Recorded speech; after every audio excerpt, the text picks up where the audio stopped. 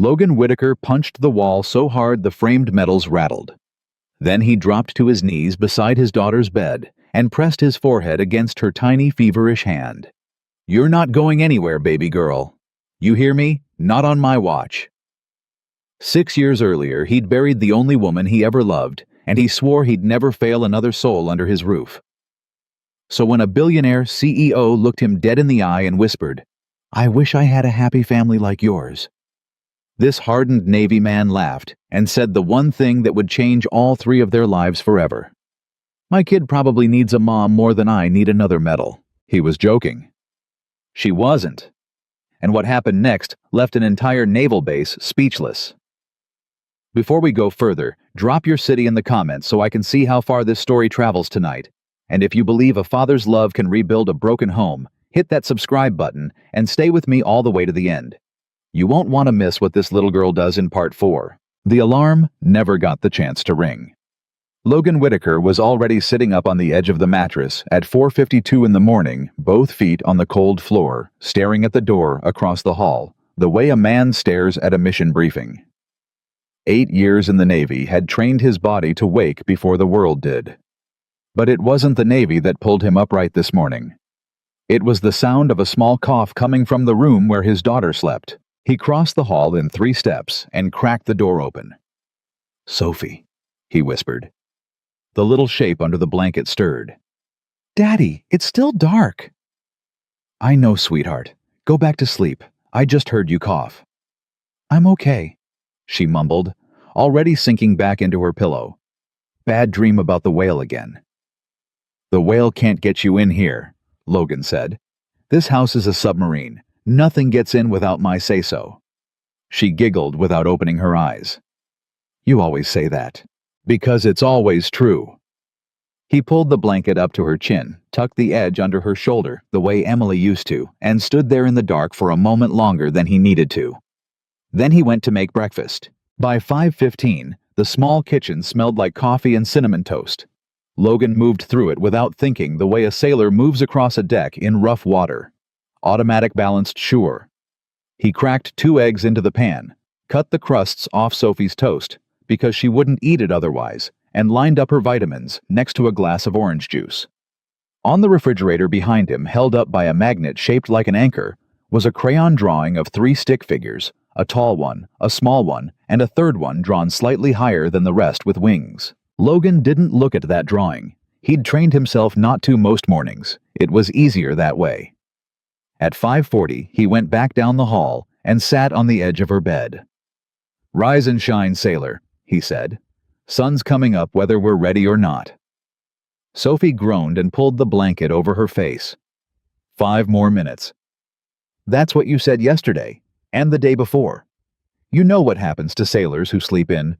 They walk the plank," she said from under the blanket. "They walk the plank," he agreed, "straight into a cold shower."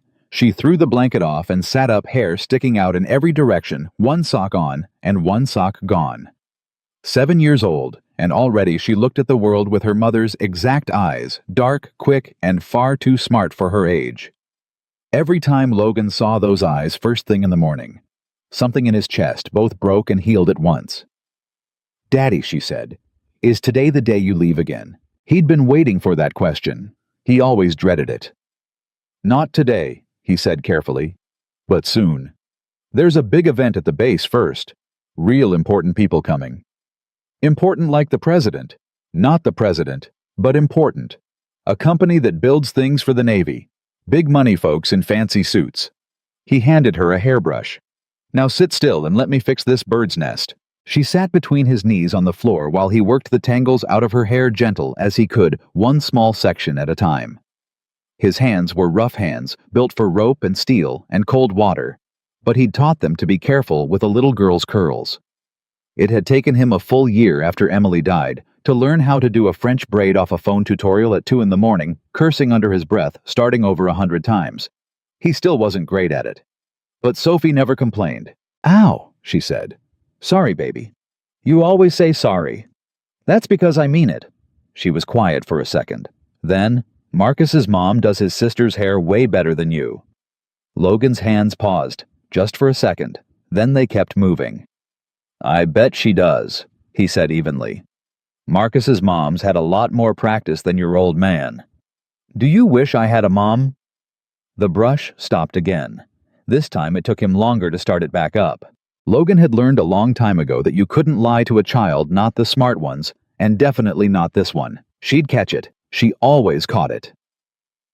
So he did what he'd trained himself to do every single time this conversation crept up on him. He told the truth, but he told it in a way a 7-year-old could carry. I wish you had your mama, he said quietly. Every single day. Because she loved you more than the whole ocean loves the shore. But you and me, we're doing all right, aren't we? Sophie leaned her head back against his chest. Yeah, she said. We're doing all right. Damn right we are, he said. And she gasped and laughed because he'd said a bad word, and just like that, the heavy thing that had settled over the room floated away again. He finished the braid. It was crooked. It was always a little crooked.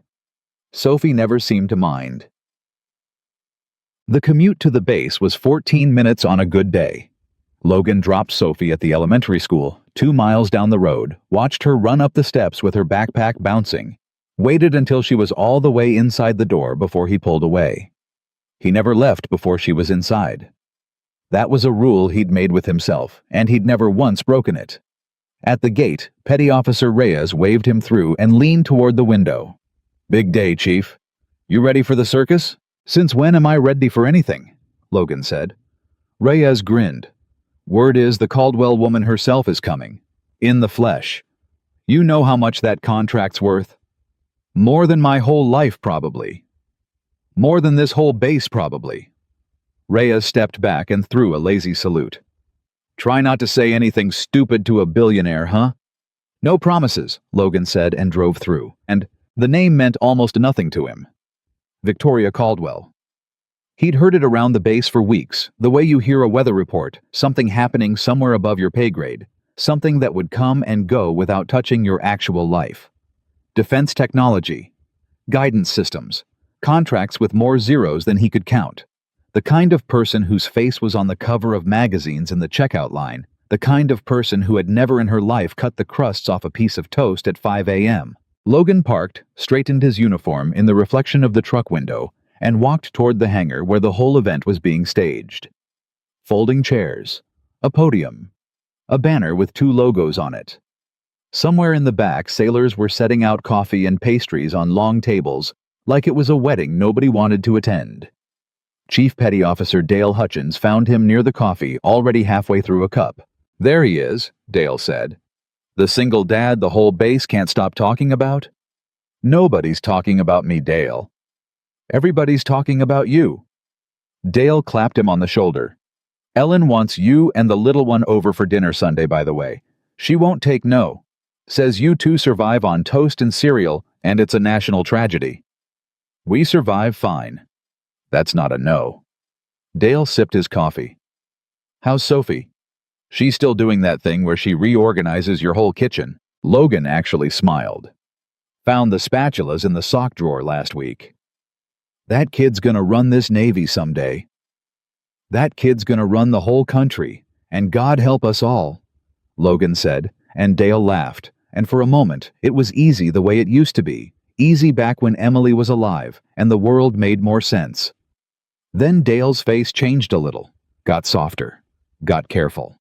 Logan knew that face. He'd seen it on 100 people over 6 years. Hey, Dale said quietly. You know it's coming up right the date. Logan's jaw tightened. I know. Ellen and me, we just, if you need anything. I know, Dale. Thank you. I mean it. He set his coffee down. But I'm good. Sophie's good. We got a rhythm now. We're fine.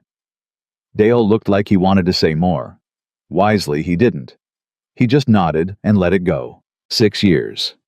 In 4 days, it would be 6 years to the day since Emily Whitaker walked into a hospital with a headache she said was nothing and never walked back out.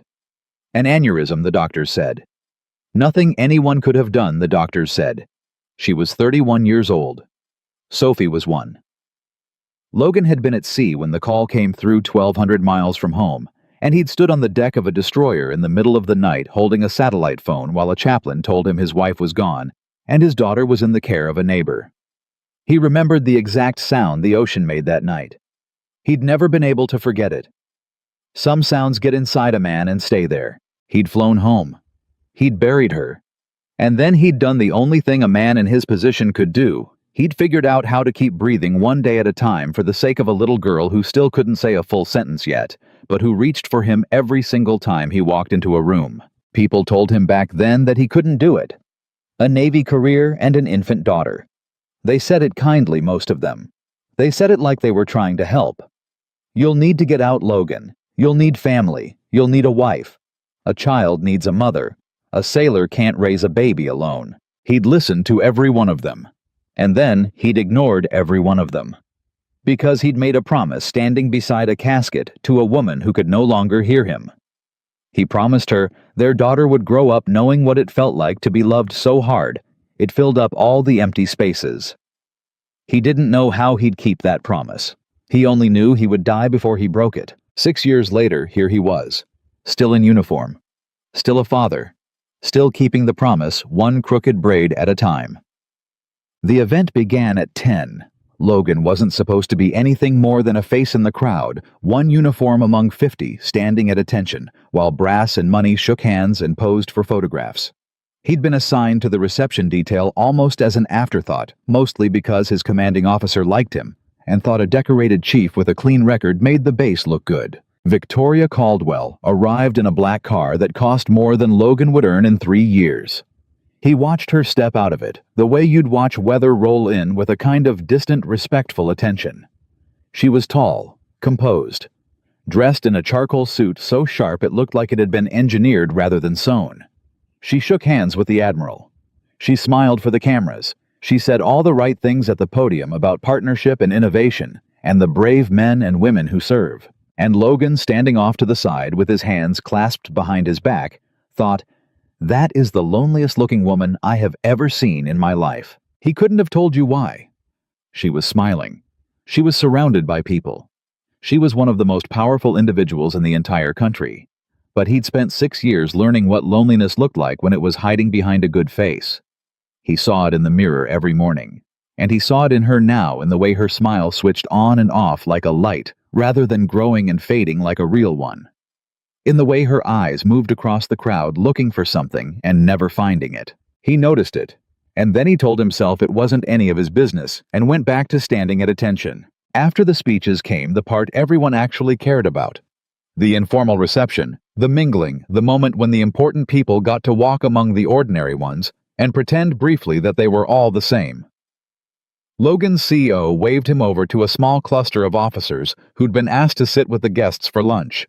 He hadn't wanted to. He went anyway because that was the job. That was how Logan Whitaker ended up seated 4 feet away from a billionaire. He didn't try to impress her. That was the thing that Victoria noticed first, though he had no idea she'd noticed anything at all. Every other person at that table was leaning toward her, angling for something, laughing a little too hard at things that weren't funny. Logan just ate his lunch and answered questions when they were asked, and otherwise kept mostly quiet. When someone asked him how long he'd been in, he said 8 years. When someone asked about his last deployment, he gave a 2-sentence answer and left it there. He didn't perform. He didn't campaign. He was in a room full of people trying to be somebody simply himself, and beside his coffee cup propped up against the salt shaker where he could see it was a small worn photograph. Victoria's eyes kept drifting to it. It wasn't a fancy picture. It was a snapshot printed at a drugstore curling a little at one corner. It showed a man, this man, the quiet chief across the table, kneeling in the sand at the edge of the ocean with a little girl on his back. The girl had her arms wrapped around his neck and her mouth open in a scream of pure delight. The man was laughing so hard his eyes were nearly shut. Behind them, the water was going gold with evening light. It was the kind of photograph that most people would glance at and forget. Victoria Caldwell could not stop looking at it. "Is that your daughter?" she finally asked. Logan looked up, a little surprised to be addressed directly by the guest of honor. "Yes, ma'am, that's Sophie." "How old is she?" 7, going on 40. He almost smiled. "She's got opinions about everything. Woke me up this morning to tell me my braiding technique was, and I quote, a lot worse than Marcus's mom's. A couple of the officers chuckled. Victoria didn't laugh, but something in her face shifted. "You do her hair?" she asked. "Every morning. Somebody's got to." "And her mother?" She stopped herself. It was a reflexive question, the kind people ask without thinking, and Victoria caught it a half-second too late. Logan didn't flinch. He'd had 6 years of practice with this exact moment. "Her mother passed," he said simply. "When Sophie was 1. It's been just the two of us since." A silence fell over the table, the particular awkward silence that follows that kind of information. The other officers looked at their plates. One of them murmured a sorry to hear that. Logan nodded once the way he always did and reached for his coffee to signal the moment could pass.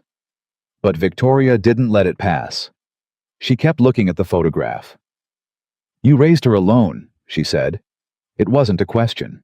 "With a lot of help," Logan said. "Neighbors, guys on the base and their wives. My mother before she passed too. You don't do anything alone, ma'am, not really. But yeah, it's my name on the school forms. My job to remember which cereal she likes this week. It changes weekly, in case you were wondering." That got a real laugh out of 2 of the officers. Victoria almost smiled. "That sounds exhausting," she said. "It's the best job I ever had," Logan said. And he said it so plainly, so completely without performance, that the whole table went quiet again. But a different kind of quiet this time. The kind that comes when someone says something true in a room that isn't used to hearing true things. Victoria Caldwell looked at this man.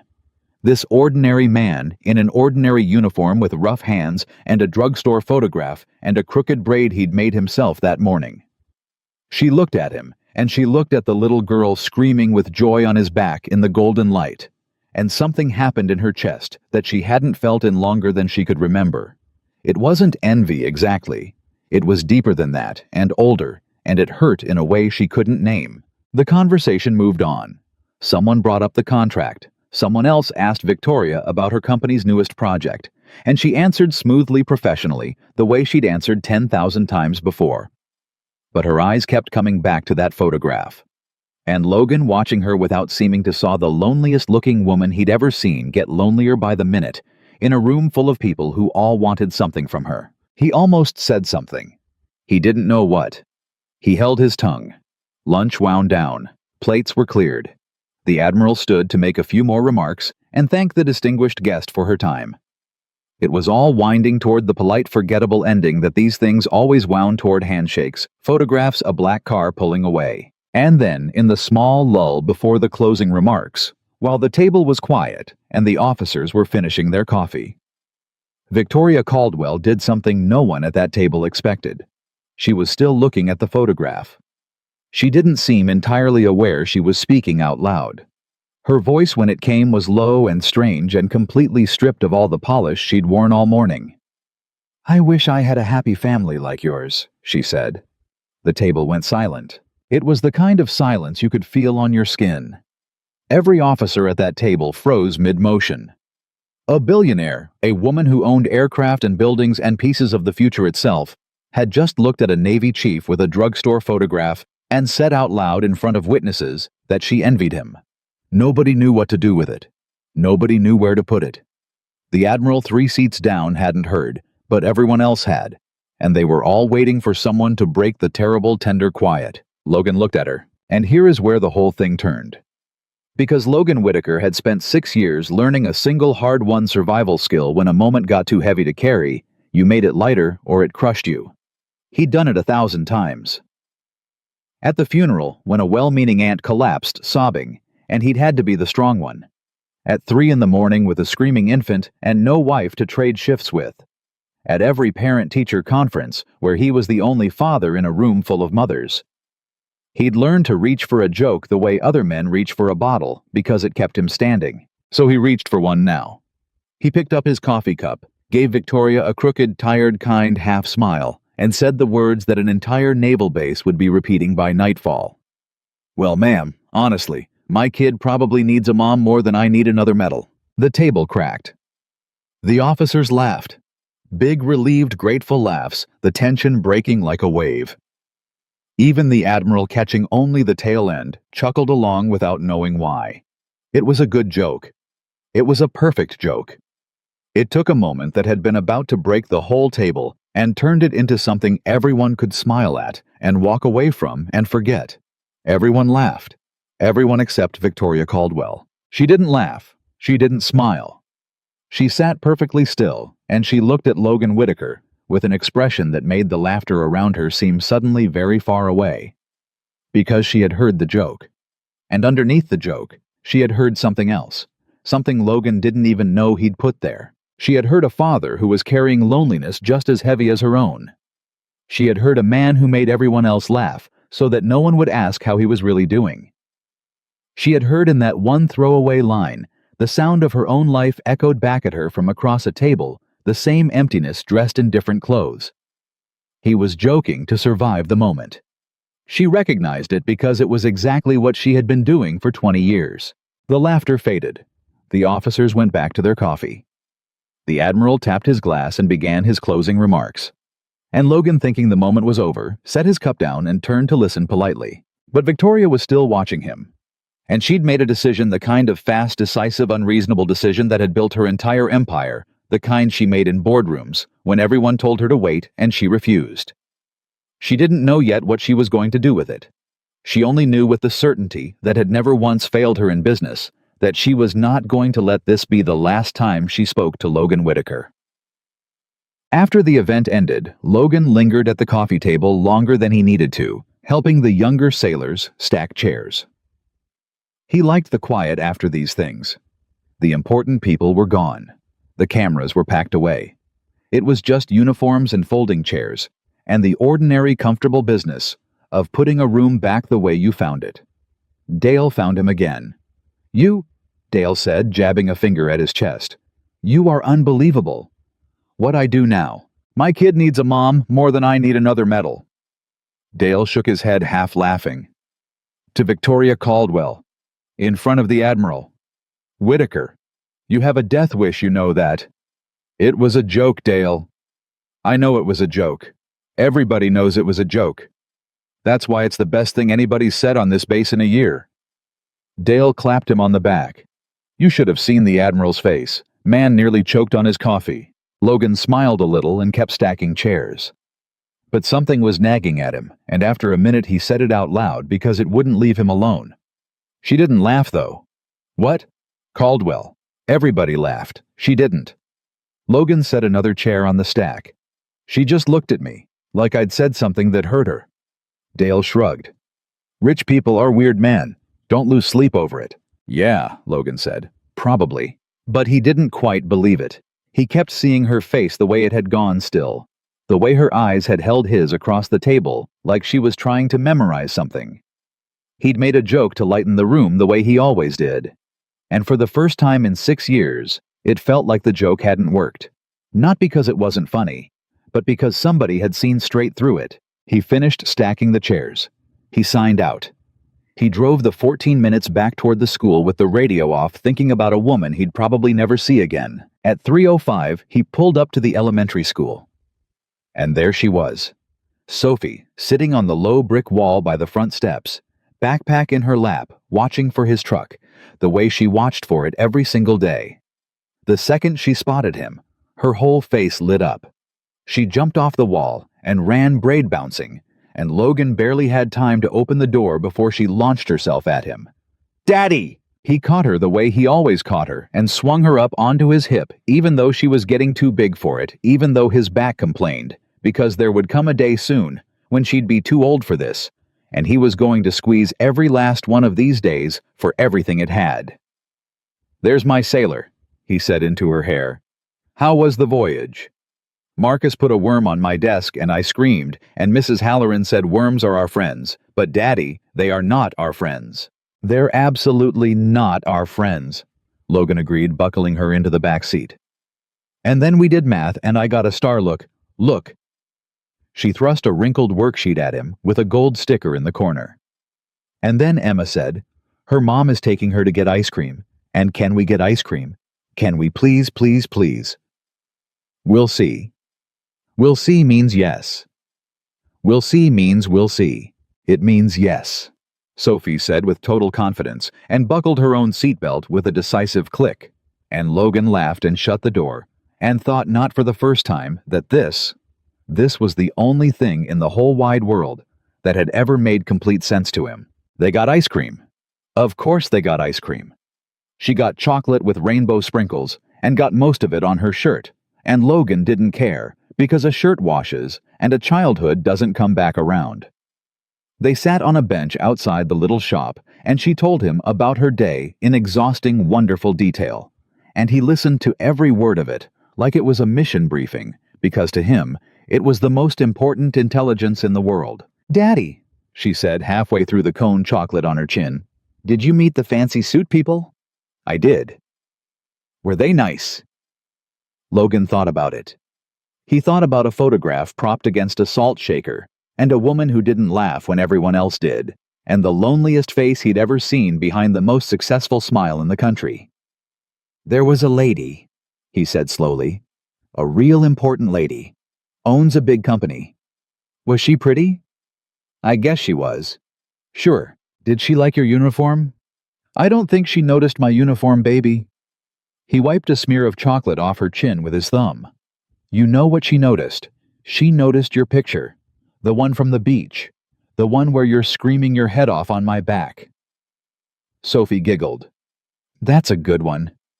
"It's the best one," Logan said. She looked at it for a real long time. Why? He didn't have an answer for that. Not one he could give a 7-year-old. Because how do you explain to a child that a stranger had looked at a snapshot of the two of you and seen something she'd give away her entire fortune to have? How do you explain that the richest person you ever met had looked at your crooked little family and said out loud that she wished it were hers? "I don't know, sweetheart," he said finally. "I guess some pictures are just special." Sophie leaned against his arm, tired now, sated with sugar and the long day. "Ours are all special," she said sleepily. Logan looked down at her chocolate on her shirt. A gold star crumpled in her fist, her mother's eyes half closed against the afternoon sun, and for a moment, he couldn't speak at all. 6 years he'd carried this. 6 years of alarms that never got to ring, of crooked braids and drugstore photographs and jokes made to keep himself standing. 6 years of people telling him a little girl needed a mother and him refusing to hear it because he'd made a promise and by God he was keeping it. "Yeah, baby," he managed. "They sure are." He carried her back to the truck when she fell asleep against him, ice cream cone abandoned, and he buckled her in gently so she wouldn't wake. He stood there for a second, with the door open, just looking at her. This whole entire world sleeping in a booster seat with chocolate on her shirt. He had no idea, none at all, that 4 feet across a lunch table that morning, a woman with everything and no one had watched him make one small joke and decided right then that she was going to find her way into this. He had no idea that his ordinary life was about to change in ways he could never have braced for. He had no idea that the loneliest woman in America was at that very moment sitting in the back of a black car with a phone in her hand, looking up the name Whitaker. All he knew was that his daughter was safe and asleep and loved. For Logan Whitaker right then, that was the whole world. That was everything. He closed the door as softly as he could, walked around to the driver's seat, and drove them home into the gold of the late afternoon light. The same light, though he didn't think of it, that had been shining in that photograph. The same light that a stranger 4 feet away had stared at like it was the only warm thing in a cold, cold room. And somewhere behind them, that black car was already turning around. The black car did turn around, but not that day. Victoria Caldwell had built an empire on a single principle. She never acted on impulse where money was involved, and she never wasted time where it wasn't. So she sat in the back of that car for the entire 40-minute drive back to the airfield with her assistant chattering about the next quarter's projections. And she said nothing, and she looked out the window at the gray Virginia sky. And she turned the name over in her mind like a stone she couldn't put down. Whitaker. Ms. Caldwell. Her assistant, a sharp young woman named Priya, who'd been with her 4 years, leaned forward. "You've been quiet. Did the event not go well?" Because if the Admiral said something, the event went fine. The photographers got the shots we needed. The press release is drafted. I can have it out by 5 if you want to review. Priya. Yes. The chief who sat across from me at lunch. Older. Dark hair. Quiet. Victoria didn't turn from the window. "Get me his file." Priya blinked. His file. His name is Whitaker. He's stationed at the base we just left. I want to know who he is. She finally turned. Not for anything strategic. Just get it. Priya had learned a long time ago not to ask Victoria Caldwell why.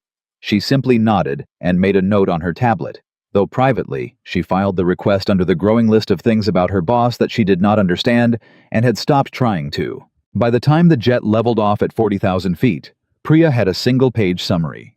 She handed it over without comment. Victoria read it twice. Logan Whitaker, 34 years old, Chief Petty Officer, 8 years of service, 2 commendations, an exemplary record. Widower. 1 dependent, a daughter 7. Wife deceased 6 years prior. There wasn't much else. A man's whole life reduced to a paragraph, and yet Victoria felt she'd learned more about him from that curling drugstore photograph than from any file. She set the page down on the little polished table in front of her and stared at nothing for a long time. Priya, she said finally. How old would Chloe be now? Priya went very still.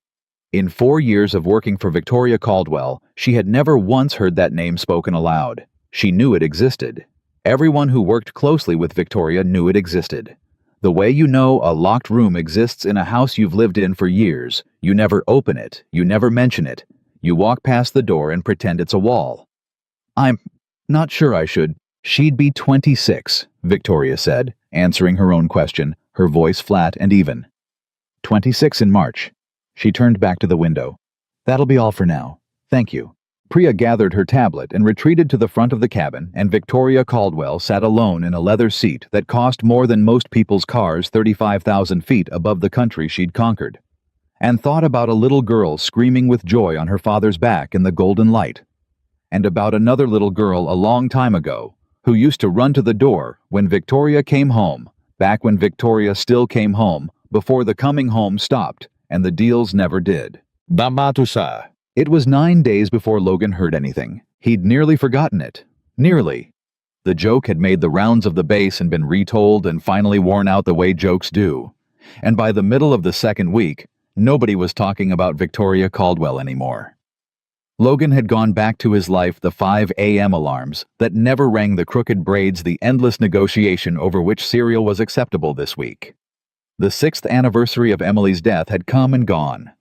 He'd taken Sophie to the cemetery the way he did every year, and they'd sat on the grass, and Sophie had told her mother, whom she couldn't remember, all about the worm on her desk, and the gold star, and the fancy suit lady who liked their beach picture. Logan had listened and said nothing, and let the wind do the crying he wouldn't let himself do. Then on a Thursday, his CO called him in. Commander Reeves was not a man who wasted words. Chief, sit down. Logan sat. Sir? You remember the Caldwell event couple weeks back? Something cold moved in Logan's stomach. Yes, sir. You say something to her. Here it comes, Logan thought. He'd said a stupid thing to a billionaire in front of the Admiral. Of course, it had come back around. Rich people had long memories and longer reach. I made a joke, sir, at lunch. If it caused any... Relax, Whitaker. Reeves almost smiled, which for Reeves was a seismic event. You're not in trouble. Opposite, actually. He slid a piece of paper across the desk. Caldwell's office reached out, to the base, asking about you, specifically. Logan looked at the paper. It was a printed email, brief and formal, from an assistant named Priya Sharma. It requested, on behalf of Ms. Victoria Caldwell, a meeting with Chief Petty Officer Logan Whitaker at his earliest convenience at the Caldwell Industries headquarters in the city.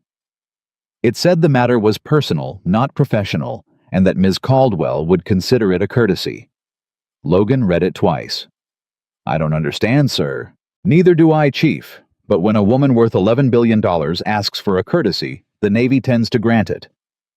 Reeves leaned back. You're cleared to go. Take the afternoon. Wear your civvies or your uniform, I don't care. Just don't embarrass the branch. Sir, what does she want with me? I have no idea, Reeves said. But if you want my advice and you don't, but I'm giving it anyway, you go find out. People like that don't come looking for people like us for no reason. Could be nothing. Could be the best thing that ever happened to you. He shrugged. Or the strangest. Dismissed, Chief. Logan stood and saluted and walked out with the printed email in his hand, feeling like a man who'd been handed a package he hadn't ordered and couldn't return. That night, after Sophie was asleep, he stood in the kitchen and called Dale. She what? Dale said. Her office asked for a meeting. Personal, it said, not business. Personal. Dale let out a low whistle. Whitaker, my man, do you understand what's happening here? No, Dale, that's why I'm calling you. The richest woman in America looked at your ugly mug across a lunch table and got a thing. A crush. She got a crush on the sad Navy dad. That's insane. Is it though? You saw how she looked at you. You told me yourself. She didn't laugh. She stared. She stared at Sophie's picture. Yeah, and who's in the picture with Sophie, you genius? Dale was clearly enjoying this far too much. Man, this is a Hallmark movie. This is a Lifetime special. Struggling single dad, lonely billionaire. Stop it. I'm just saying. Dale, I'm not. Logan pressed his fingers against his eyes. I've got a kid. I've got a job. I don't have the first idea what a woman like that could want with me, and I'm not going to sit here and let you turn it into some fantasy. It's probably nothing. Probably she wants to write a check to some Navy charity and put my face on it. Photo op. That's all. There was a pause on the line. When Dale spoke again, his voice had lost the teasing edge. Maybe, he said. But you're gonna go find out, right? Logan looked down the dark hall toward Sophie's door. Yeah, he said. I'm gonna go find out. Caldwell Industries occupied the top 11 floors of the tallest building in the city, and Logan felt every inch of the distance from the lobby to the executive suite. He'd worn his uniform. It had seemed safer, somehow armor made of the one thing in his life he was sure of. In the mirrored elevator, he watched himself rise past floor after floor of glass and steel and money, and he thought about the small house near the base with the drawings on the refrigerator. And he wondered what in God's name he was doing here. The elevator opened onto a floor that was quieter than a church. Priya Sharma was waiting for him. Chief Whitaker, thank you for coming. She's expecting you. Priya looked at him with open, unguarded curiosity, as though he were a puzzle she'd been trying to solve for 2 weeks. Can I get you anything, coffee, water? I'm fine, thank you. This way. She led him down a corridor that seemed to go on forever past art, that Logan was fairly sure was worth more than his life, and stopped at a set of doors at the very end. She knocked once, opened them, and stepped back. Chief Whitaker, for you, Ms. Caldwell. And then Logan was standing in an office bigger than his entire house, with a wall of windows looking out over the whole city, and Victoria Caldwell was rising from behind a desk to meet him, and for the first time the Polish was gone. She wasn't in the sharp charcoal suit. She was in something simpler, softer, and she looked... Logan thought less like a magazine cover and more like a person. Chief Whitaker, she said. Thank you for coming. I know this is strange. It's a little strange, ma'am. Yes. Please, sit. She gestured to a pair of chairs by the window, away from the desk, away from the trappings of power. And you can stop calling me ma'am. It's Victoria. Logan sat, though he perched on the edge of the chair like a man ready to bolt. All right, Victoria. The name felt strange in his mouth. I have to be honest with you. I don't know why I'm here. My CO said it was personal, not business. And I've been trying to figure out for 2 days what a personal matter between you and me could possibly be. Victoria sat across from him. She was quiet for a moment, and Logan watched her gather herself, watched her decide something. I owe you an apology first, she said. For what? For what I said at that lunch. It was inappropriate. I said something to you. I wish I had a happy family like yours, and I put you in a terrible position in front of your colleagues. You handled it gracefully. You made a joke and let everyone off the hook. That was kind of you. She looked at her hands. But I've been thinking about it for 2 weeks, and I realized I never should have said it in the first place. It wasn't fair to you. Logan studied her. This was not what he'd expected. He'd expected a check, a photo op, a request. He had not expected an apology from a woman who, as far as he could tell, had never apologized for anything in her life. You don't owe me an apology, he said slowly. It was just a thing people say. No. Victoria shook her head. It wasn't. That's the thing. It wasn't just a thing people say. I meant it. She looked up at him, and there it was again, that loneliness naked now, not hidden behind any smile. I looked at that picture of you and your daughter, and I meant every word of it, and it terrified me because I haven't wanted anything I couldn't buy in 20 years. The room was very quiet. Somewhere far below, the city hummed. Victoria. Logan said carefully, I think you've got the wrong idea about us, about my family. We're not some picture-perfect thing. It's a small house. It's an old truck. I burn dinner half the time. I do my daughter's hair off a YouTube video, and it comes out crooked every single day. Whatever you think you saw in that photo, I saw a father who did his daughter's hair. Victoria said, That's what I saw. A man who gets up before dawn and braids a little girl's hair badly every single day, and shows up to a formal event with a drugstore photograph propped against his coffee cup because he can't stand to be in a room without her face in it. Her voice caught just slightly. You have no idea what that's worth. You have it so you can't see it. But I promise you, Chief Whitaker, it is worth more than every single thing in this building. Logan didn't know what to say, so he said nothing and let her keep going because he could see now that she needed to. You asked why you're here, Victoria said. The truth is, I almost didn't do this. I've started this email to your commander a dozen times and deleted it a dozen times because it makes no sense, and I don't do things that make no sense. But I couldn't stop thinking about that lunch, about the way you talked about her, Sophie. She said the name carefully, like it was something breakable. And I realized I don't even know how to say this without sounding insane, I wanted to know about her, about what your life is like, about how you did it, because She stopped. Her jaw tightened. Logan watched a woman worth $11 billion fight a battle behind her own face and for a moment lose. Because I had a daughter too, she said. The words landed in the room like something dropped from a great height. Logan went still. Had, he said very gently. No, she's not. She's alive. Victoria's hands were knotted together in her lap now, white at the knuckles. That's the thing. She's alive. She's 25 years old, and she's alive, and she lives in Seattle, and she has not spoken to me in 6 years. She let out a breath that shook on the way out. So when I say I wish I had a family like yours, I don't mean I wish I'd had children. I had a child. I mean I wish I'd been the kind of parent you are. I wish I'd done your daughter's hair. I wish I'd shown up. Her voice broke fully now, and she looked away toward the windows, toward the city, toward anything but him. I wish I'd been there. Logan sat with that for a long moment. He'd walked into this office braced for a stranger to ask something of him.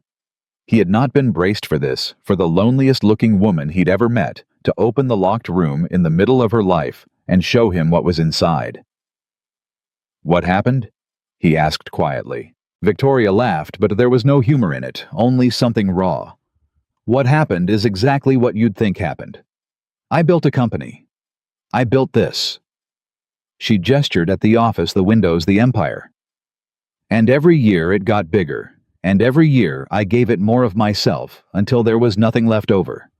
Her name is Chloe. I missed her first steps because I was in Tokyo. I missed her 6th birthday because a deal was closing. I missed her school play. She was the lead she'd practiced for months. She wanted me in the front row, and I missed it because I told myself the meeting mattered more, that there would be other plays. Her voice was very quiet now. There weren't other plays.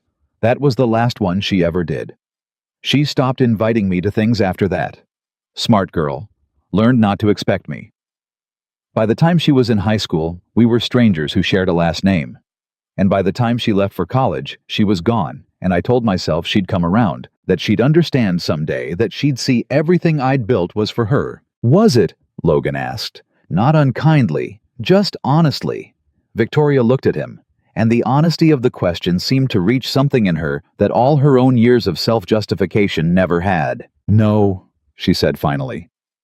No, I told myself it was for her, but it was for me. It was always for me. She was the story I told myself, so I could keep doing the thing I actually wanted to do, which was win. And I won. I won everything. She looked around the enormous silent office. And now I sit up here, and I win some more. And every night I go home to a house with 9 bedrooms, and I eat dinner alone, and my daughter blocks my number, and I would give Chief Whitaker. I swear to you, I would give every single dollar of it, all of it, the whole 11 billion to have one morning where I get to make a crooked braid. The silence after that was enormous. Logan Whitaker looked at this woman across from him, and something in his chest that had been braced and guarded since the moment he walked into the building quietly came loose. Because he knew this. Not the money, he'd never know the money, but the loneliness. The empty house. The dinner alone. The specific, unbearable weight of loving someone who isn't there anymore. He knew all of it. He carried a different version of the exact same thing every single day of his life. I lost my wife 6 years ago, he said. He hadn't planned to say it. It just came out the way true things do when someone else goes first. Emily. She had a headache one morning. Said it was nothing. Took some Tylenol and went to lie down. He looked at his own hands now. I was at sea, 1,200 miles out. They called me on a satellite phone at 2 in the morning and told me she was gone. Aneurysm. Nothing anybody could have done. She was 31. He swallowed. Sophie was 1. Didn't even understand what was happening. She just knew Mama wasn't coming back, and she'd cry for her, and I didn't know what to do. I didn't know how to be a mother and a father and a sailor all at once. Everybody told me I couldn't. Told me to get out of the Navy. Told me Sophie needed a woman in the house. Told me I was going to ruin her. He looked up.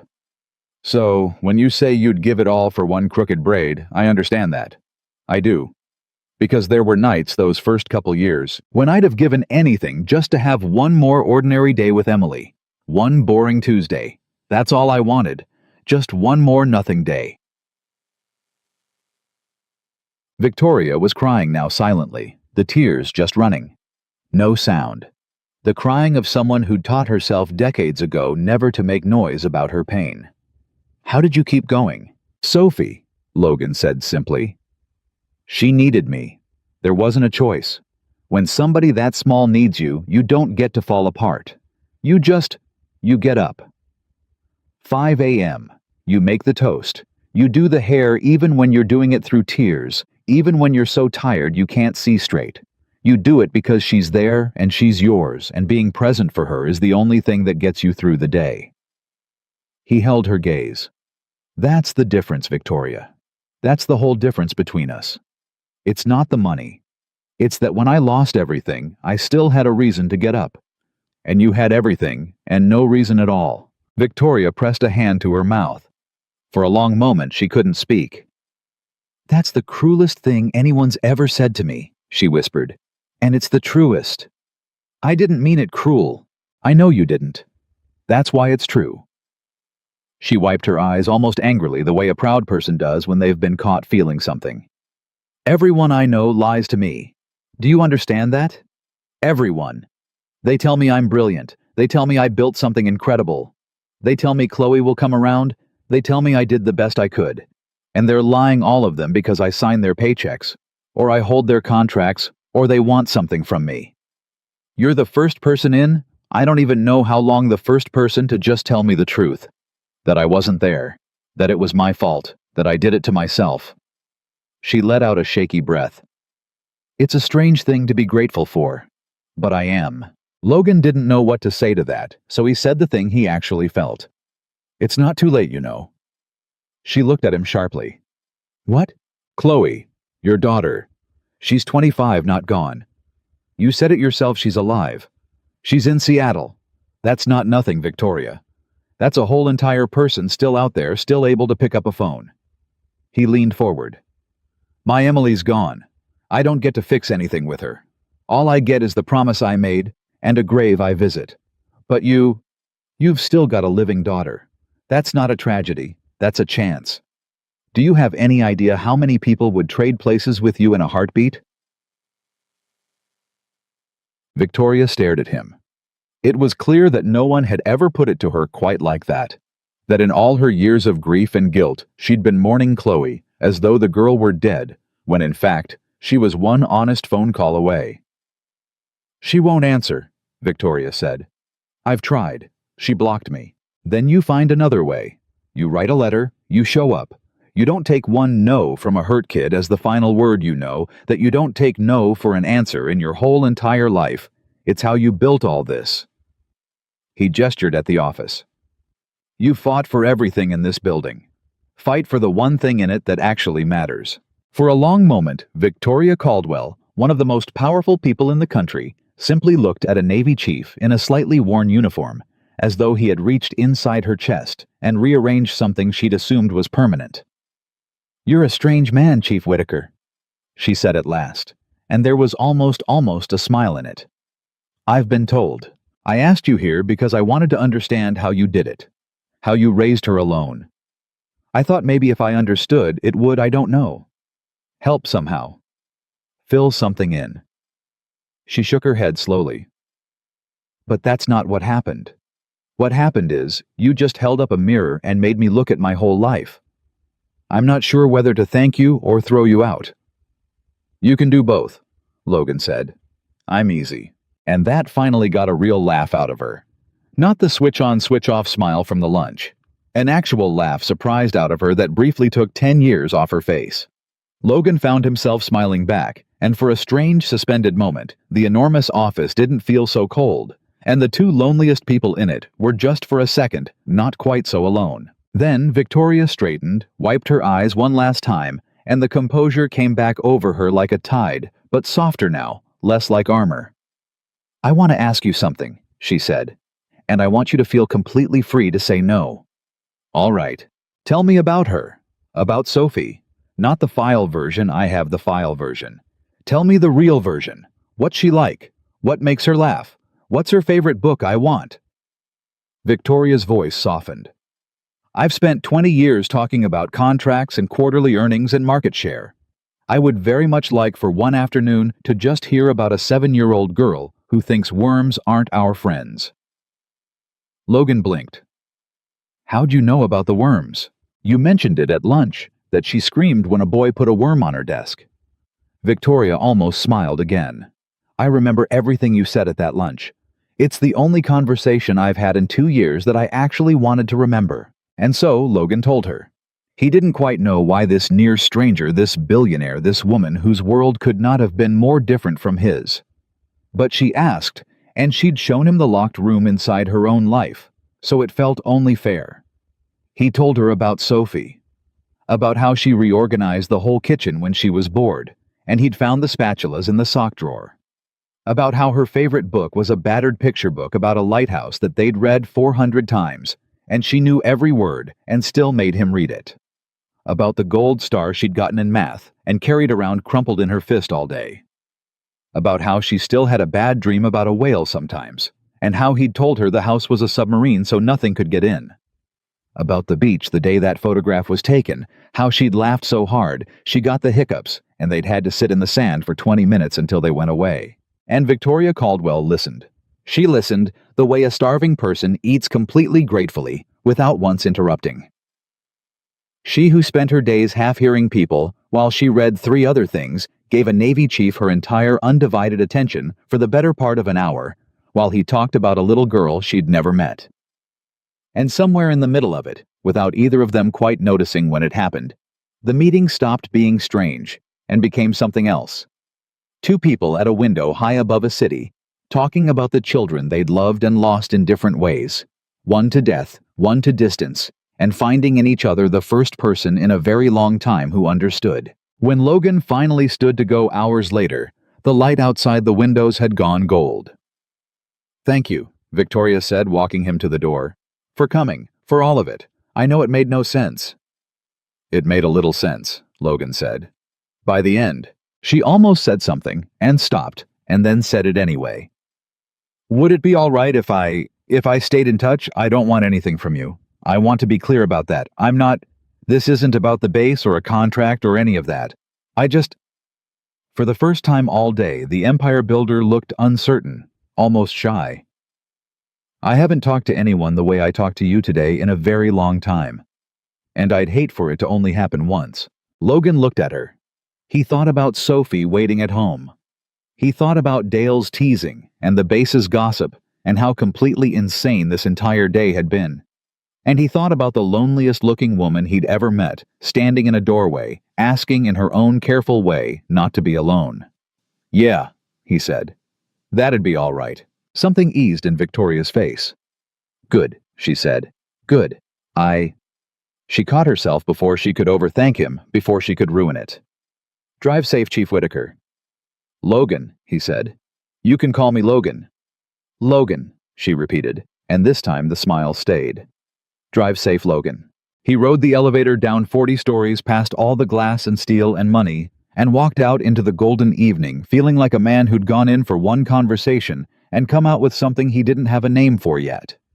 In the truck before he pulled away, he sat for a minute and just looked at the enormous building rising up into the dark, all its windows lit, and somewhere at the very top, one lonely woman looking down. Then he drove home. To the school first, he'd arranged for Sophie to stay late with Emma's family, and when he pulled up, she came running, the way she always came running, and he caught her, the way he always caught her, and she smelled like crayons and juice and childhood, and Logan held onto her, maybe a little tighter than usual.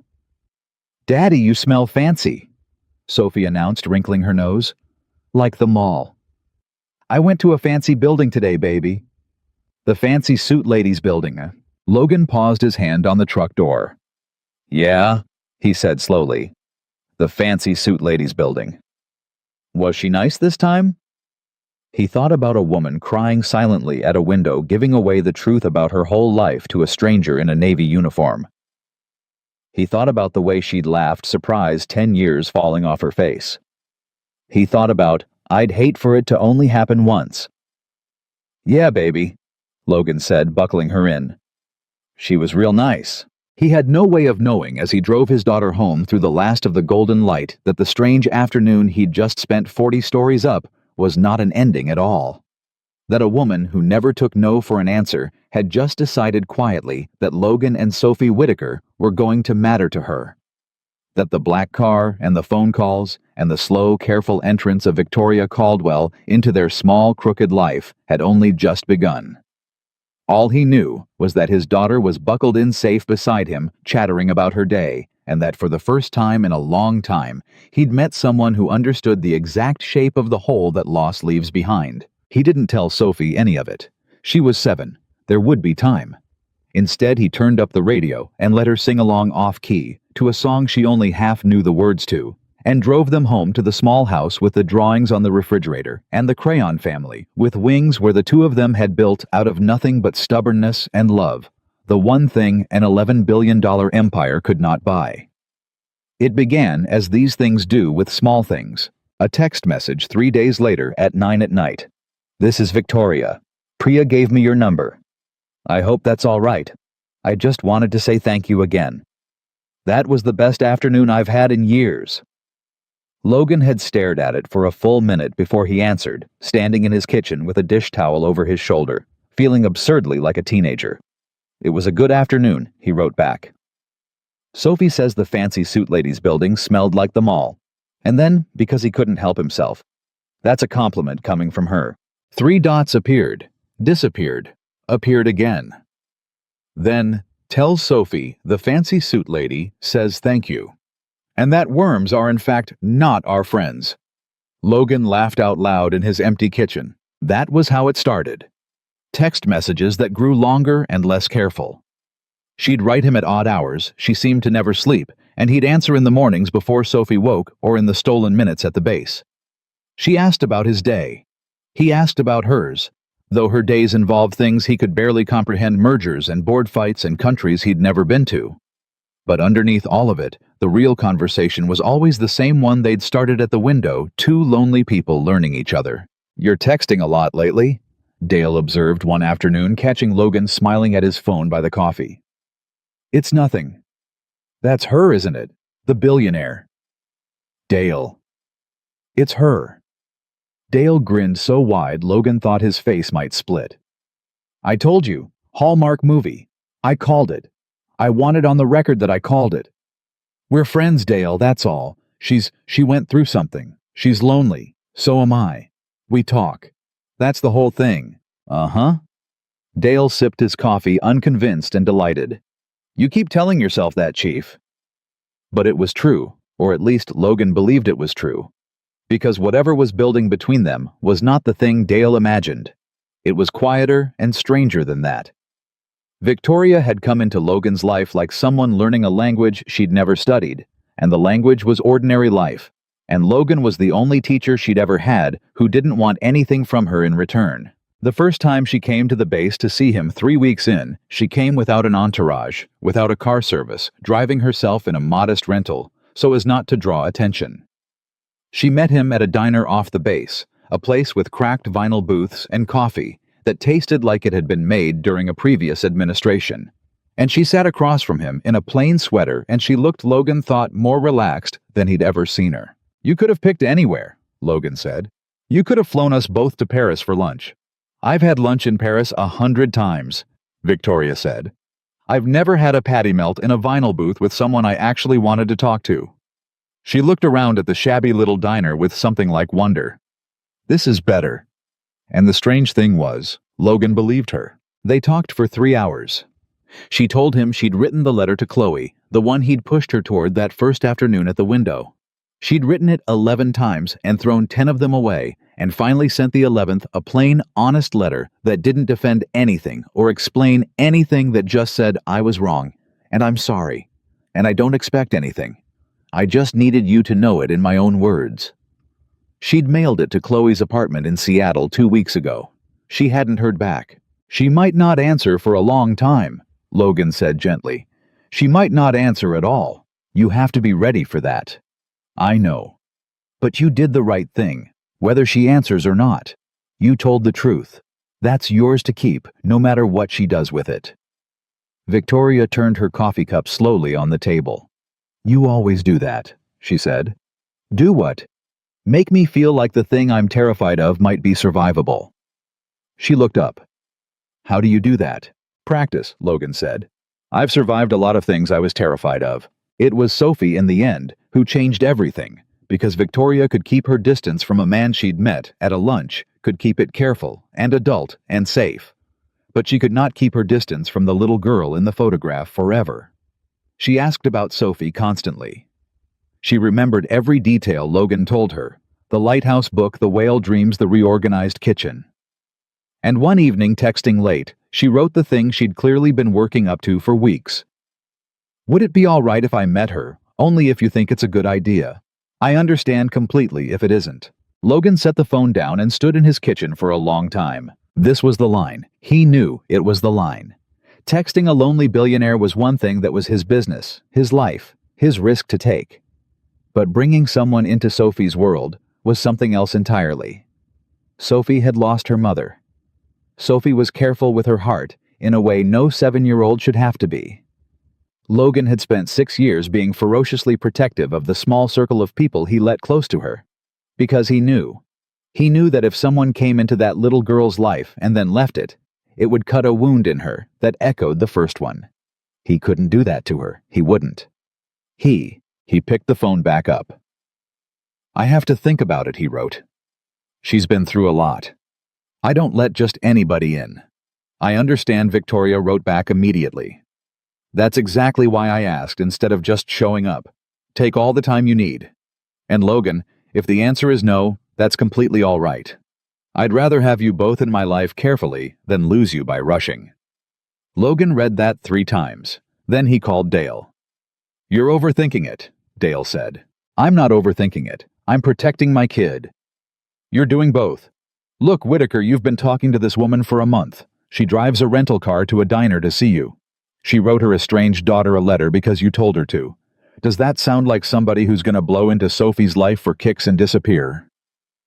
People leave Dale. People I trusted have left. There was a pause. Dale knew what he meant. Dale had been there for all of it. Yeah, Dale said quietly. They do. But you can't put a wall around that kid so high nobody good ever gets in. Emily wouldn't have wanted that. You know she wouldn't. A beat. You do it slow. You do it careful. You do it on your terms in your house where you can watch. And the second it feels wrong, you pull the plug. But you at least let the woman meet her Logan. Come on. So Logan set the terms.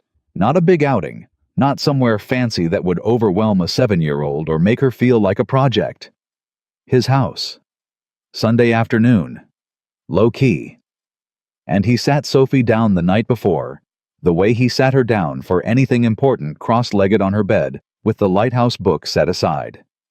"Baby, I want to tell you something. A friend of mine is going to come by tomorrow to meet you." Sophie looked up, instantly alert, the way she got when anything threatened to change the careful shape of their two-person world. "What friend?" "You remember the fancy suit lady, from the building that smells like the mall?" Sophie's eyes went wide. The rich lady. Her name's Victoria.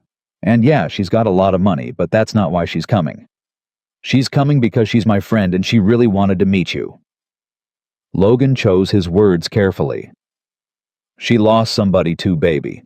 Somebody she loved, so she knows how it feels. I think that's part of why she and I are friends." Sophie considered this with the grave seriousness she brought to all important matters. Did her mommy go to heaven too? No, sweetheart, not her mommy. But she has a daughter, a grown-up daughter, and they don't talk anymore. It makes her sad. So she's kind of lonely, like... Logan stopped himself before he said, "like us." "She's kind of lonely. And I thought maybe we could be nice to her." Sophie was quiet for a moment. Then, with the devastating directness of a child, "Are you gonna marry her?" Logan nearly choked. "What, no? No, baby, it's not. It's not like that. We're just friends, I promise. Nobody's marrying anybody." "Okay." Sophie seemed satisfied, or at least willing to table the matter. "Can I show her my Gold Star collection?"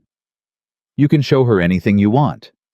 Even the whole collection. It's up to 17 now. Even all 17. "Okay," Sophie said, and picked the Lighthouse book back up, the crisis apparently resolved. And Logan sat there marveling the way he often did at how a 7-year-old could ask the single most terrifying question in the world, and then move directly on to gold stars. Victoria arrived at 2 o'clock on Sunday, and Logan almost didn't recognize her. She'd left every trace of Caldwell Industries at home. Jeans, a soft cardigan, flat shoes, no jewelry except a plain watch. She stood on his front step, holding a gift bag, and looking for the first time since he'd known her genuinely nervous. A woman who negotiated with heads of industry, frightened of a 7-year-old. "I brought something," she said, holding up the bag. "Is that all right? I didn't want to overdo it. Priya wanted me to bring a pony. I said absolutely not. It's just a book." "A book's perfect," Logan said. "Come in, and Victoria." He caught her arm gently as she stepped past. "Just be yourself. Don't try too hard. Kids can smell trying too hard from a mile off." "I have no idea how to be myself around a child," Victoria admitted. "I never learned. I missed that whole part." "You'll figure it out," Logan said. "Same as I did. You just show up and pay attention." Sophie was waiting in the living room, sitting very upright on the couch in her best dress. She'd insisted on the best dress, with her Gold Star collection laid out beside her on a piece of construction paper. She stared at Victoria with open, unblinking evaluation. Logan held his breath.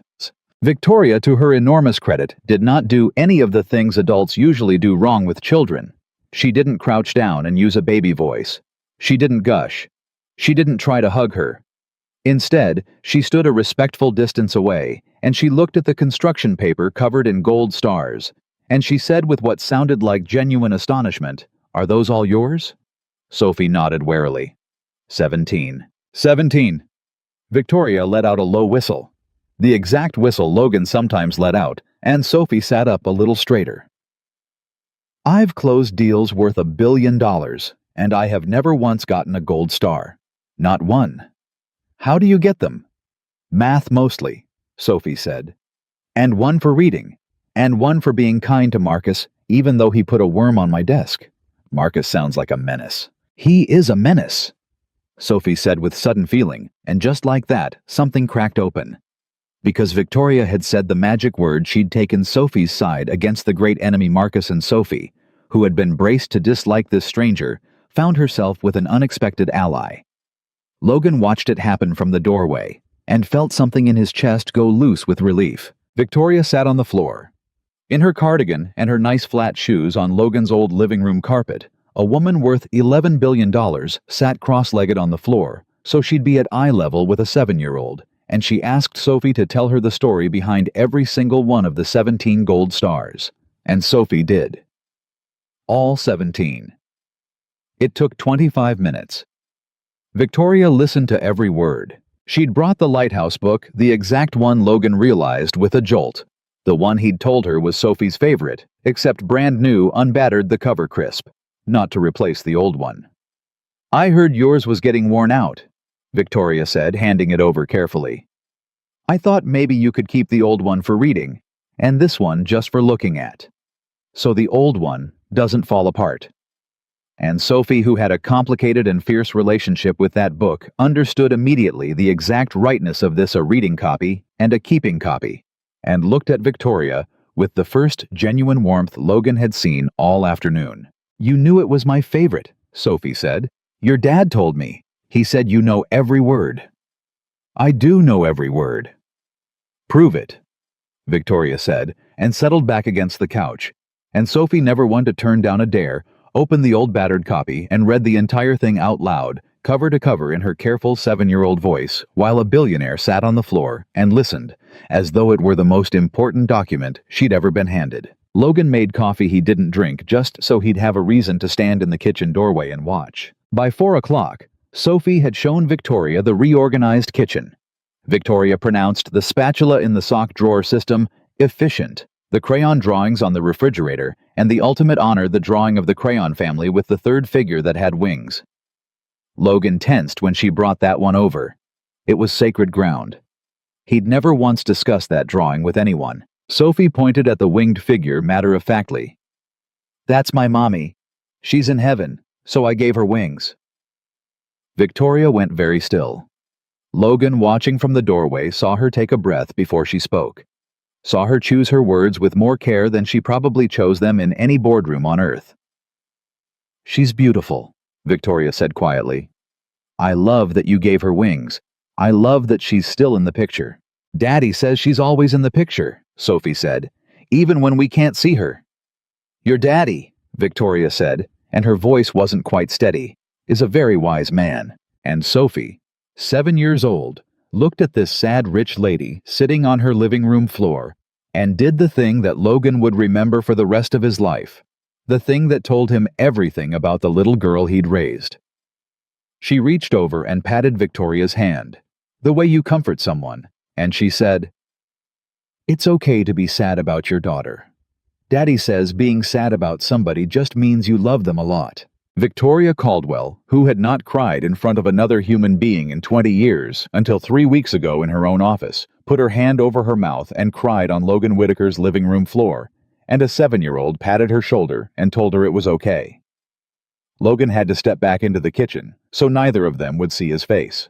When Victoria left that evening, Sophie hugged her goodbye, without being asked, a real hug, arms all the way around, and made her promise to come back and see the Gold Star collection when it hit 20. Victoria promised. She promised with the gravity of a woman signing a treaty. And in the doorway, out of Sophie's earshot, she turned to Logan with her eyes still red and said the thing she'd been unable to say all afternoon. "I don't have the words," she said, "for what today was. I've spent 20 years being told I'm articulate, and I don't have a single word for what your daughter just did to me." "She likes you," Logan said.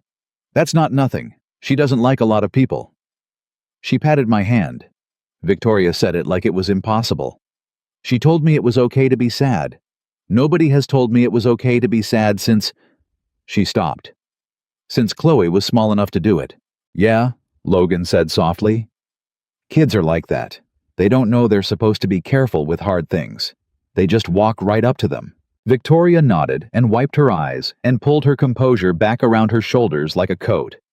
But something had changed in her face, something Logan had first glimpsed at that window 40 stories up and watched grow at the diner and seen bloom fully this afternoon on his living room floor. The loneliness wasn't gone, but it wasn't the only thing there anymore. "Can I come back?" she asked. And the CEO of Caldwell Industries, the woman who never asked permission for anything, asked it like a child. "Not for a while if that's too much." But can I come back? Victoria, Logan said. You just got roped into a gold star collection with a 20-star quota.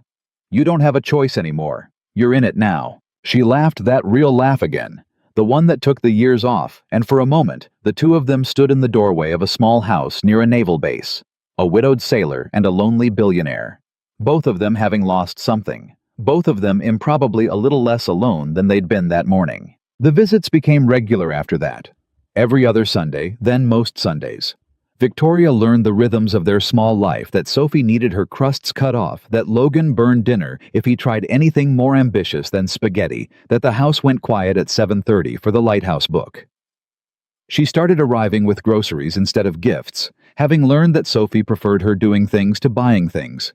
She helped with homework. She sat through the Lighthouse book so many times she could recite it herself. She never once tried to be Sophie's mother. She was too careful, too aware of the winged figure on the refrigerator, too respectful of the sacred space where Emily lived. She just showed up, over and over. She just kept showing up. And Sophie, who had a child's unerring instinct for who was safe and who was not, began to call her something. Not Mom. Never. Mom and Victoria never asked for it, never wanted it, understood. It wasn't hers to have. But one Sunday, introducing Victoria to Emma from school, Sophie said it without thinking, the way children name the true shape of things. This is Victoria. She's my special friend. My special friend. Victoria heard it, and Logan saw her hear it, and saw her have to look away toward the window for a second to keep her composure.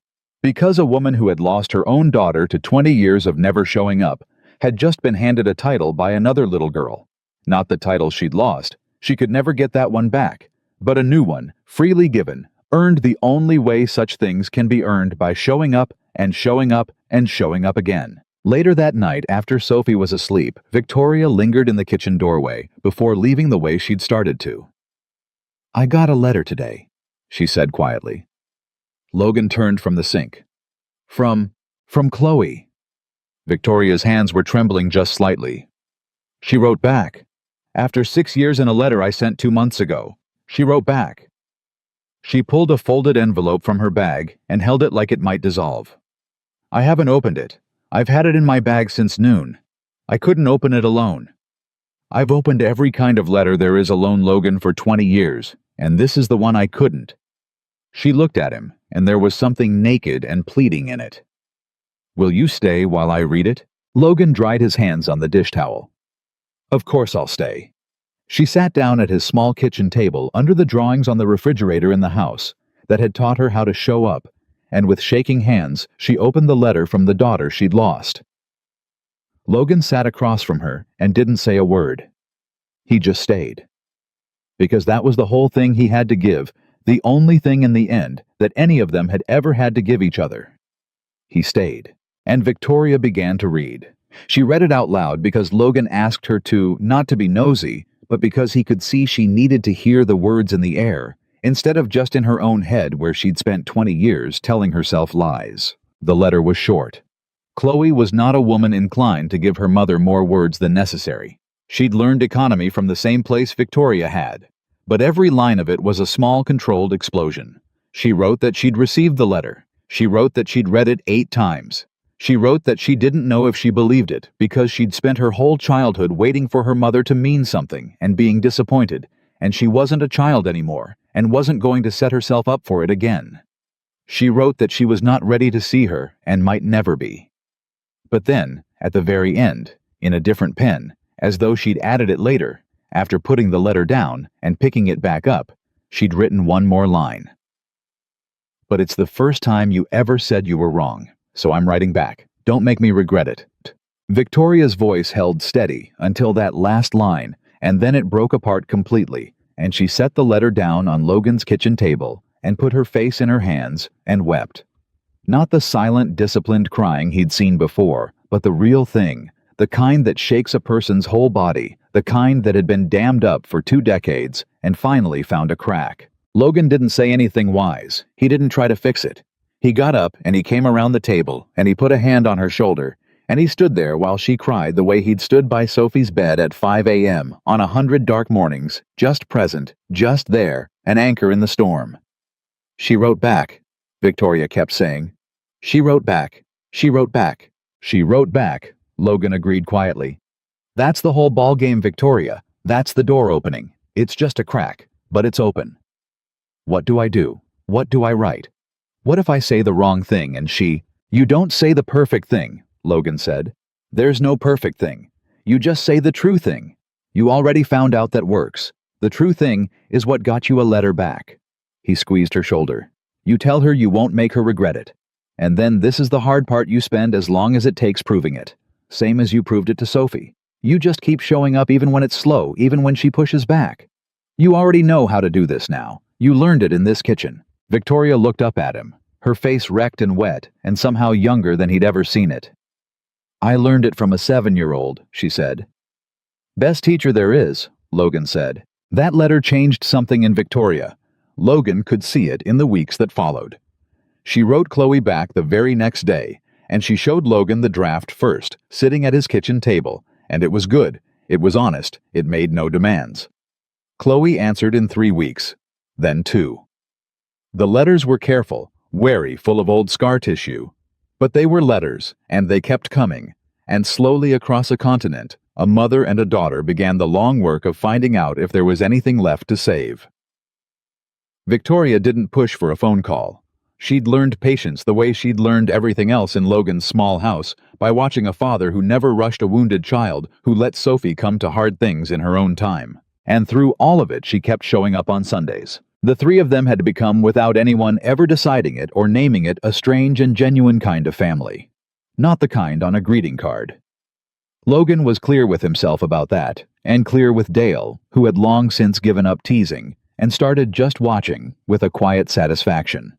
It wasn't romance, or if something like it was there underneath, neither of them touched it, because they both understood that what they'd built was more fragile and more important than that, and neither was willing to risk it. It was something without a good name in English. Victoria was Sophie's special friend. She was Logan's. Logan didn't have the word either. The person who understood. The person who stayed. The friend who'd walked into his life through the strangest door imaginable and made it bigger. Then came the deployment. Logan had known it was coming. He always knew months out the way, winter's coming, even in the warm part of fall. But knowing didn't make the telling easier. He sat Sophie down on her bed, the lighthouse book set aside, and he told her the way he always told her, straight and gentle. Baby, I have to go away for a while. For work. Sophie's whole face changed. She was 7 now, old enough to understand what away for work meant, old enough to have counted the days on the last one. How long? A few months. I don't know exactly. I never know exactly, you know that. Who's gonna do my hair? It came out small and scared, and it wasn't really about the hair. And they both knew it wasn't really about the hair. Mrs. Dale's gonna help with that, and you're gonna stay with the Dales in their guest room like last time. You like the Dales. I want to stay here. I know, baby. But you can't stay here alone and I have to go. It's my job. It's how I take care of us. He pulled her into his lap, too big for it now, but he did it anyway. I'm gonna call you every single night I can. Same as always. And when I can't call, you know what I want you to do. Read the lighthouse book. Sophie mumbled into his chest. She knew the ritual. They'd done it before. Read the lighthouse book. And know that wherever I am, I'm reading it too in my head, right along with you. He kissed the top of her head. The house is still a submarine.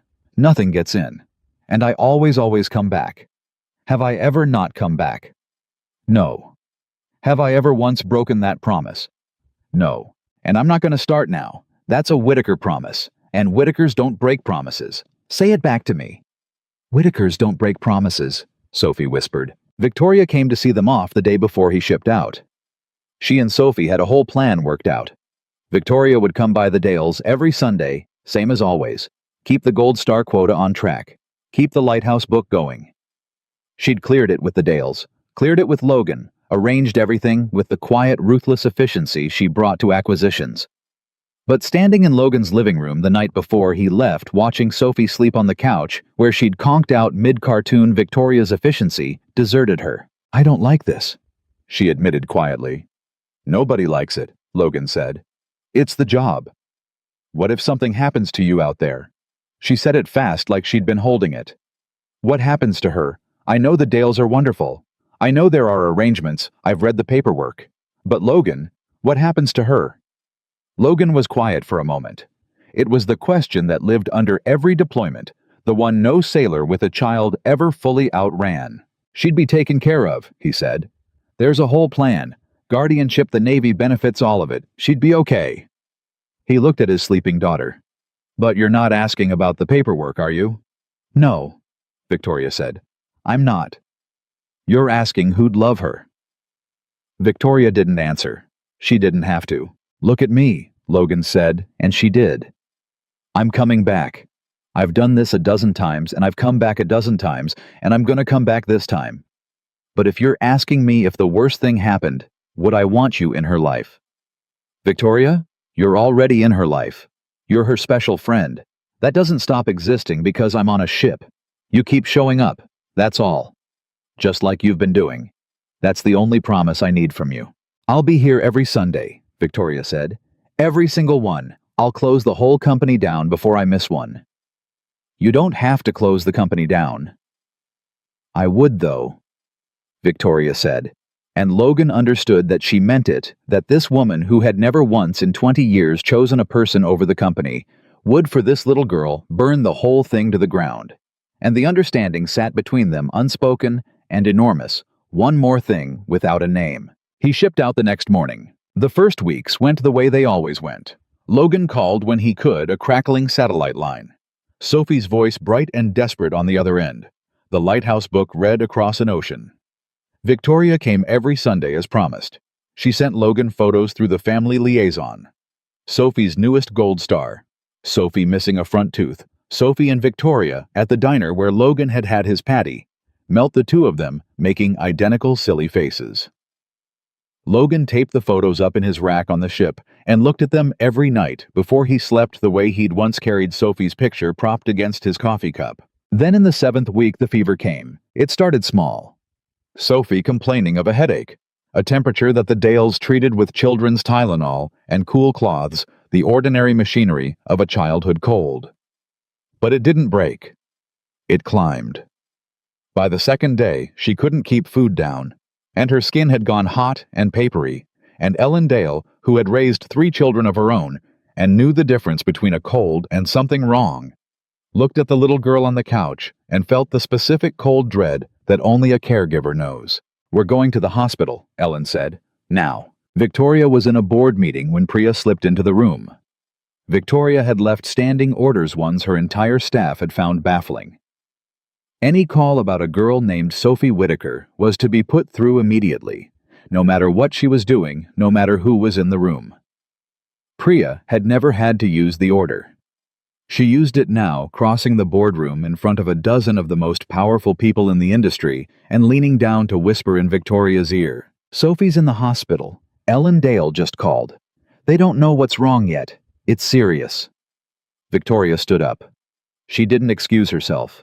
She didn't apologize. She didn't ask to reschedule. She stood up in the middle of a meeting worth hundreds of millions of dollars in front of a board that had never once seen her prioritize anything over the company, and she said, "This meeting is over. Get out, all of you, now." "Victoria," said the chairman, a man who'd known her 20 years. "We're in the middle of—" "I said get out." Her voice cracked like a whip. "A child is in the hospital. I'm leaving. Priya, get the car. If any one of you has a problem with that, you can put it in writing, and I'll read it never." She was already moving, already grabbing her bag, already gone in her head. The deal can wait. She can't. And a woman who had missed her own daughter's last school play for a meeting exactly like this one walked out of the boardroom without looking back. She broke every speed limit between the office and the hospital. She left the car crooked across 2 spaces in the lot and didn't care. She ran through the emergency room doors in a suit worth more than a nurse's annual salary, and she grabbed the first person in scrubs she could find and said the words that 100 frightened parents said in that room every day. No different from any of them. all her billions meaning exactly nothing. Sophie Whitaker. A little girl 7 years old. They just brought her in. Where is she? Please, where is she? They wouldn't let her back at first. She wasn't family. She wasn't on any form. She was, as far as the hospital's records were concerned, no one a stranger claiming a connection to a child. And Victoria Caldwell, who could buy the hospital, who could buy the whole block. The hospital sat on, stood at that desk utterly powerless, because the one thing her money could not do was make her Sophie's mother on a piece of paper. It was Ellen Dale who saved it, coming out to the waiting room and finding Victoria arguing desperately with a nurse. She's with me, Ellen told the desk. She's family, whatever the form says. Let her back. And the nurse, seeing the look on both women's faces, made the small human decision to bend the rule and let Victoria through. Sophie was small in the hospital bed. That was the thing that undid Victoria completely. How small she looked, swallowed up by the white sheets and the machines, an IV taped to the back of one little hand, her face flushed and her eyes glassy with fever. She'd never looked 7 before. She'd always seemed older, sharper, more herself. Now she just looked like a very sick little girl, and Victoria's knees nearly went out from under her. Victoria. Sophie's voice was thin and dry. You came? Of course I came. Victoria was at the bedside, instantly taking the small hot hand, carefully mindful of the IV. Of course I came, sweetheart. Where else would I be? You were in a meeting, Mrs. Dale said. An important one. There is no meeting more important than you, Victoria said, and she meant it with a completeness that shook her, because it was the truest thing she'd said in 20 years, and it had taken her 60 years and 2 daughters to learn it. There is nothing in the whole world more important than you. Do you understand me? Nothing. The doctors came and went. It was a severe infection. They used a long word. Victoria made them repeat twice that had moved faster than anyone expected, the kind of thing that was frightening but treatable, that would be fine with the right antibiotics and time and watching, but that in the first uncertain hours before the medicine took hold was serious enough that no one would promise her anything. And Victoria, who had spent her whole life extracting promises and guarantees and signed assurances from everyone she dealt with, learned what every parent eventually learns in a room like that. That there are things you cannot negotiate, cannot buy, cannot control, that you can only sit beside and pray over and refuse to leave. So she refused to leave. She called the ship.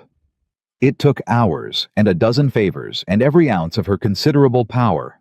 But she got a message to Logan's command, and she got Logan a call home, and when his voice finally came crackling down the line, she was standing in the hospital hallway, gripping the phone with both hands. Logan, it's me. It's Victoria. Victoria.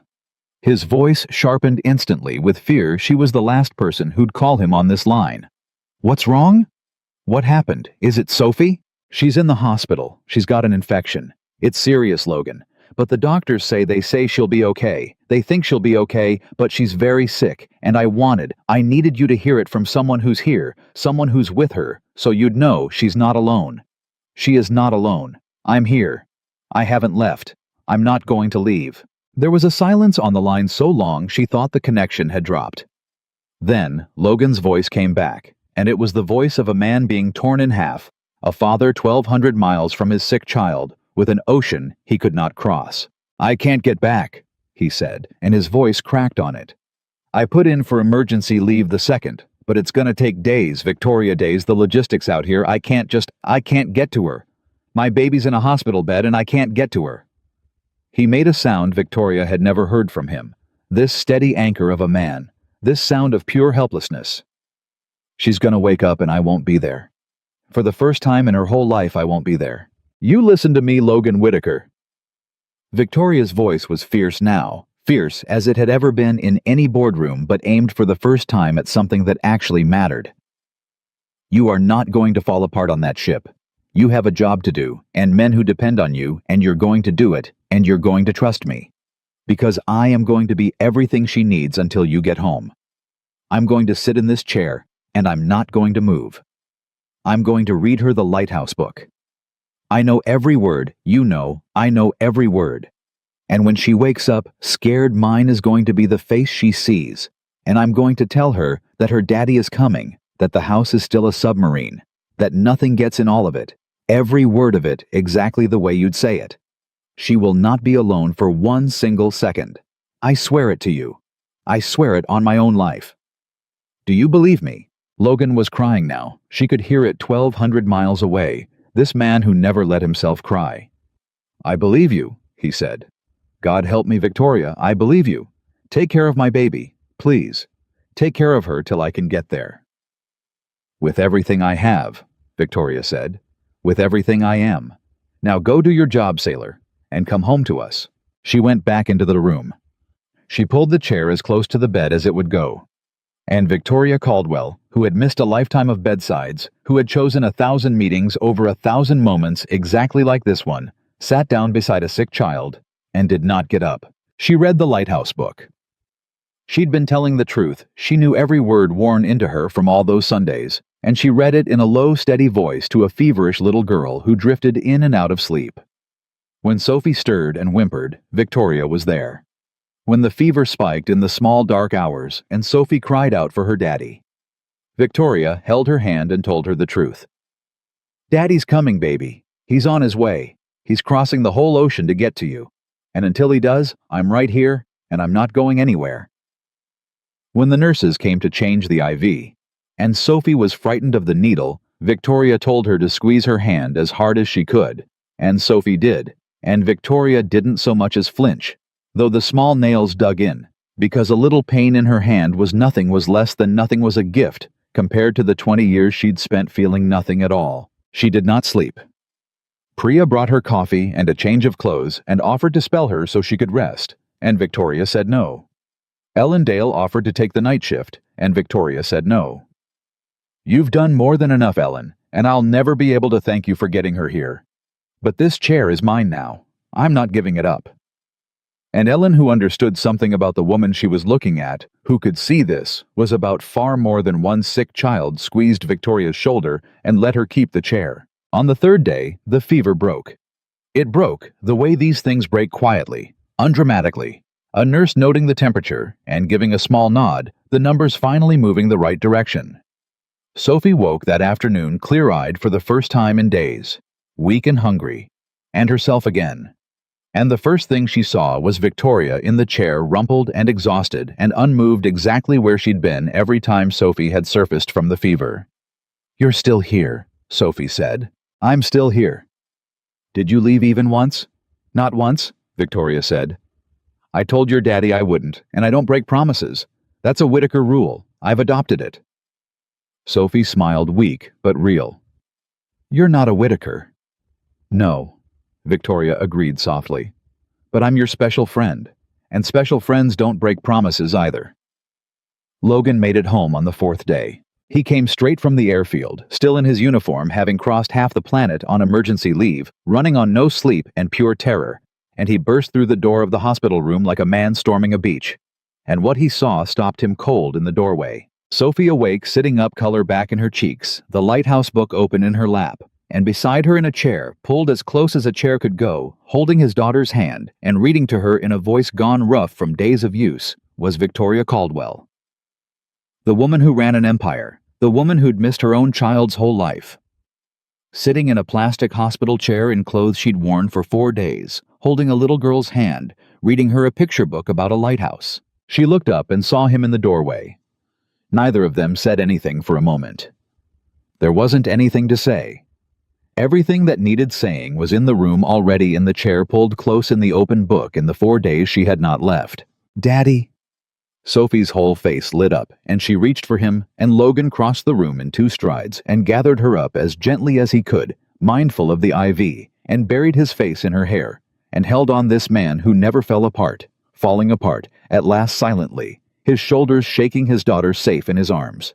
I'm okay, Daddy, Sophie said, patting his back the way she patted everyone who was sad, this child who comforted the whole world. I'm okay. Victoria took care of me. She never left, not even once. Logan lifted his head and looked at Victoria over his daughter's shoulder, and the look on his face was something beyond gratitude, beyond words, beyond anything the English language had a container for. And Victoria looked back at him, exhausted and wrecked, and somehow more whole than he'd ever seen her, and she understood the look, and she gave a small nod because there was nothing to say. She had done the thing. The one thing she'd failed to do her whole life. The thing she'd have given every dollar of 11 billion to go back and do for Chloe. She had stayed. When it mattered most, when a child was sick and frightened, and her own father couldn't reach her, Victoria Caldwell had stayed. Later in the hallway, while Sophie dozed and a nurse checked her vitals, Logan found Victoria slumped against the wall, finally letting the exhaustion take her now that he was here to hold the line. "You didn't leave," he said. It wasn't a question. It was the whole world in 3 words. "I couldn't," Victoria said simply. "I tried to imagine leaving, and I couldn't make the thought hold." She looked up at him, her eyes red-rimmed and honest. "I understand it now, Logan. What you told me that first day at the window. About how when someone that small needs you, you don't get to fall apart, you just get up. I never understood it before. I thought I did. I didn't." She laughed a small broken sound. "I understand it now. I understand the whole thing now. It only took me 60 years and a hospital chair." Logan slid down the wall to sit beside her, both of them on the floor of a hospital hallway. 2 exhausted people who had between them exactly 1 healthy child and a whole ocean of things they'd lost. "You know what you did in there," he said quietly. "You didn't just take care of Sophie. You gave yourself the thing you never got with Chloe. You showed yourself you could do it, that you're not the person who leaves. Not anymore." He nudged her shoulder with his. "That was always the real question, wasn't it? Not whether Chloe could forgive you, whether you could believe you'd changed." Victoria was quiet for a long time. "I'm flying to Seattle," she said finally. "When Sophie's out of the woods, when you're back on your feet with her. I'm not going to write another letter. I'm going to get on a plane, and I'm going to go stand in front of my daughter, and if she slams the door in my face, then she slams the door in my face. But I'm going to show up, in person. For once in my life, I'm going to be a mother who actually shows up at the door." She turned to look at him. "Because I finally know I can do it. I did it for 4 days in that chair. Turns out, I had it in me the whole time. I just never spent it on the people who mattered." Logan smiled, tired and proud. "That's the whole thing, Victoria. That's the whole entire thing right there, showing up at the door." "I learned it from a 7-year-old, Victoria said for the second time. "Best teacher there is," Logan said for the second time, and this time when he said it, both of them were crying, and neither of them cared. And down the hall, a little girl slept safe. And healing watched over at last by 2 people who had each in their own broken way learned the only lesson that had ever really mattered. That love isn't the thing you feel, it's the thing you do over and over by simply refusing to leave the room. Sophie came home from the hospital on a Tuesday, and Logan carried her over the threshold of the small house like she was made of glass, even though she insisted loudly that she could walk perfectly fine and wasn't a baby. Victoria followed with the bags. The 3 of them settled back into the house near the base, as though something had shifted in it. The same old furniture, the same drawings on the refrigerator, the same crayon family with wings. But the air itself felt different. The way a house feels different after everyone in it has nearly lost something and been given it back. Victoria kept her word about Seattle. She waited until Sophie was fully well, until Logan had used the rest of his emergency leave to get his daughter back on her feet, until the fear had drained out of the little house and been replaced by the ordinary rhythms. Again the 5 a.m. alarms that never rang, the crooked braids, the endless negotiation over cereal. And then on a gray morning 3 weeks later, she got on a plane. She didn't tell Chloe she was coming. She'd thought about it for a long time whether to warn her, and Logan had helped her think it through at the kitchen table over coffee. "If I call ahead, she'll tell me not to come," Victoria said. "She'll have every reason ready. She's smart. She'll talk me out of it before I ever get on the plane." "And if you don't call ahead, she might slam the door," Logan said. "Then she slams the door." Victoria wrapped both hands around her coffee mug. "But she slams it on my actual face. She sees me standing there. She knows I got on a plane and crossed the whole country and stood at her door. Even if she never lets me in, she knows I came. That's the part I control. The showing up. The rest is hers." "That's the right call," Logan said. "That's exactly the right call." Sophie, who was doing homework at the same table and pretending not to listen, looked up. "Is Victoria going to see her sad daughter?" "Yes, baby," Victoria said. She'd stopped being surprised by how much the child absorbed. I'm going to go try. Are you scared? Victoria considered lying the way adults lie to children to seem brave. Then she remembered where she'd learned better. I'm terrified, she admitted. More scared than I've ever been of anything. Sophie nodded entirely unsurprised and delivered her verdict with the total authority of a 7-year-old who had recently survived a hospital. You should bring the Lighthouse book. When I'm scared, Daddy reads me the Lighthouse book, and then I'm not scared anymore. You could read it on the plane. Victoria looked at the little girl for a long moment. You know what? She said slowly. I think I will. And she did. She flew across the country with a worn picture book about a lighthouse in her expensive bag, and somewhere over the middle of the country, 35,000 feet up, the same altitude at which she'd once sat alone, reading a file about a Navy chief. The same seat, the same silence. She took the book out and read it to herself, and thought about a little girl who'd nearly died and a chair she hadn't left, and she was not for once alone in that silence. She was full of it, full of all of them. Chloe lived in a modest apartment in a Seattle neighborhood that Victoria could have bought outright without noticing the dent. Victoria stood outside the building for 20 minutes before she could make herself go in. Then she climbed the stairs. She took the stairs she needed the time, and she stood in front of a door with her daughter's name on a little slip of paper by the buzzer, and she thought about turning around. She thought about it hard. And then she thought about a hospital chair, and about the fact that she had proven over 4 days that she was not the person who leaves. She knocked. There were footsteps. The door opened on a chain, and a face appeared in the gap, a woman of 25 with Victoria's own dark eyes and her father's stubborn jaw. And the face went white, then hard, then something complicated Victoria couldn't read. Mom. Chloe's voice was disbelieving. What are you doing here? You can't just... I know, Victoria said quickly. I know I can't just show up. I know I have no right. You don't have to let me in. You don't have to say anything. Her voice was shaking, and she let it shake. She didn't try to control it because control was the thing that had cost her everything. I got on a plane, Chloe. I crossed the whole country. Because I've spent 20 years choosing meetings over you, and I wanted one time, just one time before it's too late, I wanted to be the mother who shows up at the door. So here I am, at your door, and you can close it. But I needed you to see that I came. Chloe stared at her through the gap in the chain. For a long, terrible moment, she didn't move. And Victoria was sure this was it. This was the door closing. And she'd told Logan she could survive that. And now she wasn't sure she could. Then Chloe's face crumpled just slightly, just at the edges the way a dam shows its first crack. And she said in a voice that was suddenly very young, You look different. I am different, Victoria said. I know everyone says that. I know it's the oldest lie there is. But something happened to me, Chloe. A little girl happened to me, and her father. And I learned God. I learned so late. I learned 20 years too late. I learned what I should have known when you were small. And I can't get those years back. I can't. But I'm 60, not dead, and you're 25, not gone, and I thought... She stopped. I thought maybe that was still worth something. Coming to your door and saying it to your face. The chain slid back, the door opened, and Chloe Caldwell stood there in the doorway of her apartment, looking at the mother she hadn't seen in 6 years, and neither of them moved, and then Chloe said the thing that broke and remade the whole world. You want some coffee? I don't have anything fancy, it's just regular coffee.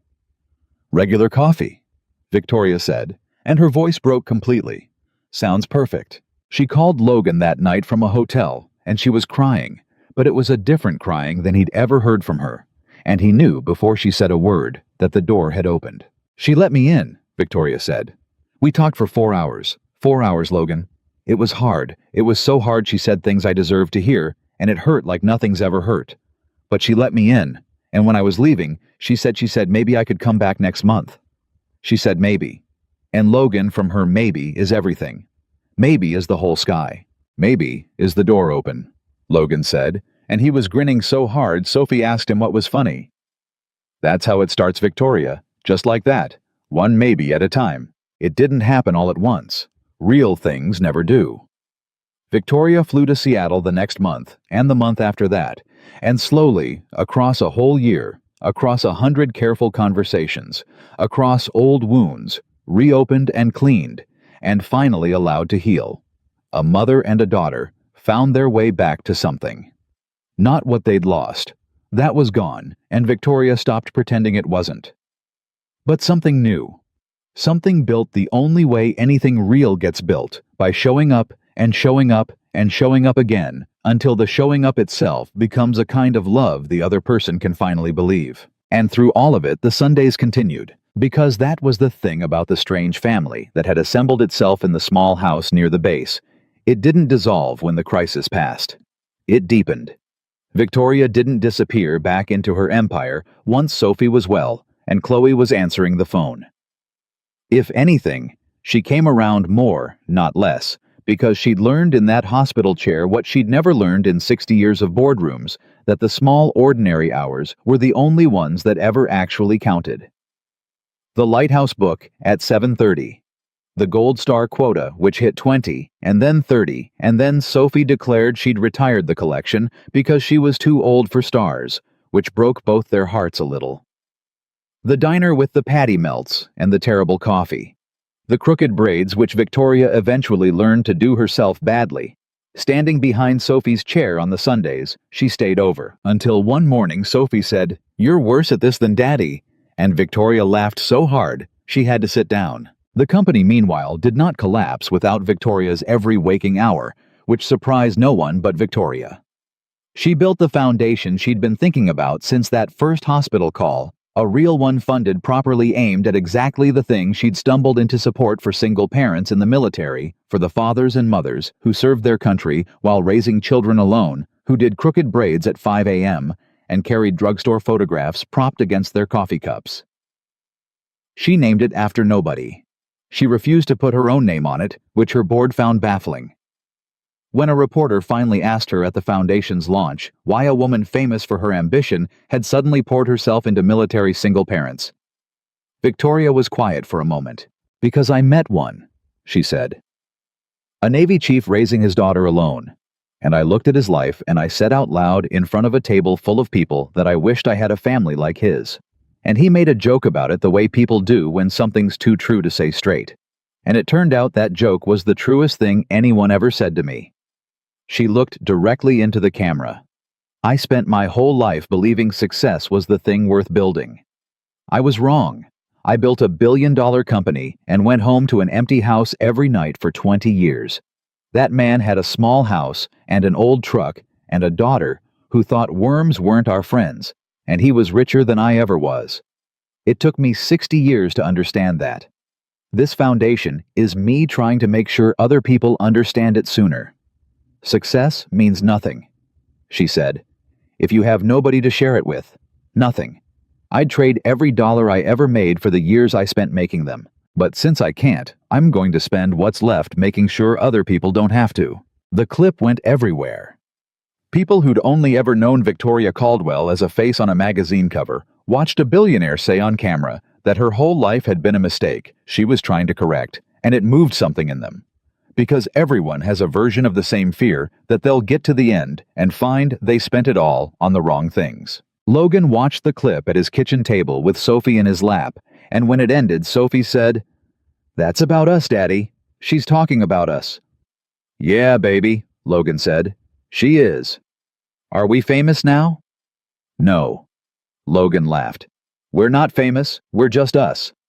"Good," said Sophie, who had firm opinions about everything. "I don't want to be famous, I want to be us." The years went on, the way years do faster than anyone wants them to. Logan stayed in the Navy. He'd thought about getting out after the hospital scare, thought hard about it, but in the end, he stayed because it was who he was, and because now, for the first time since Emily died, he could deploy without that specific terror of what would happen to Sophie if the worst came. Because now there was Victoria.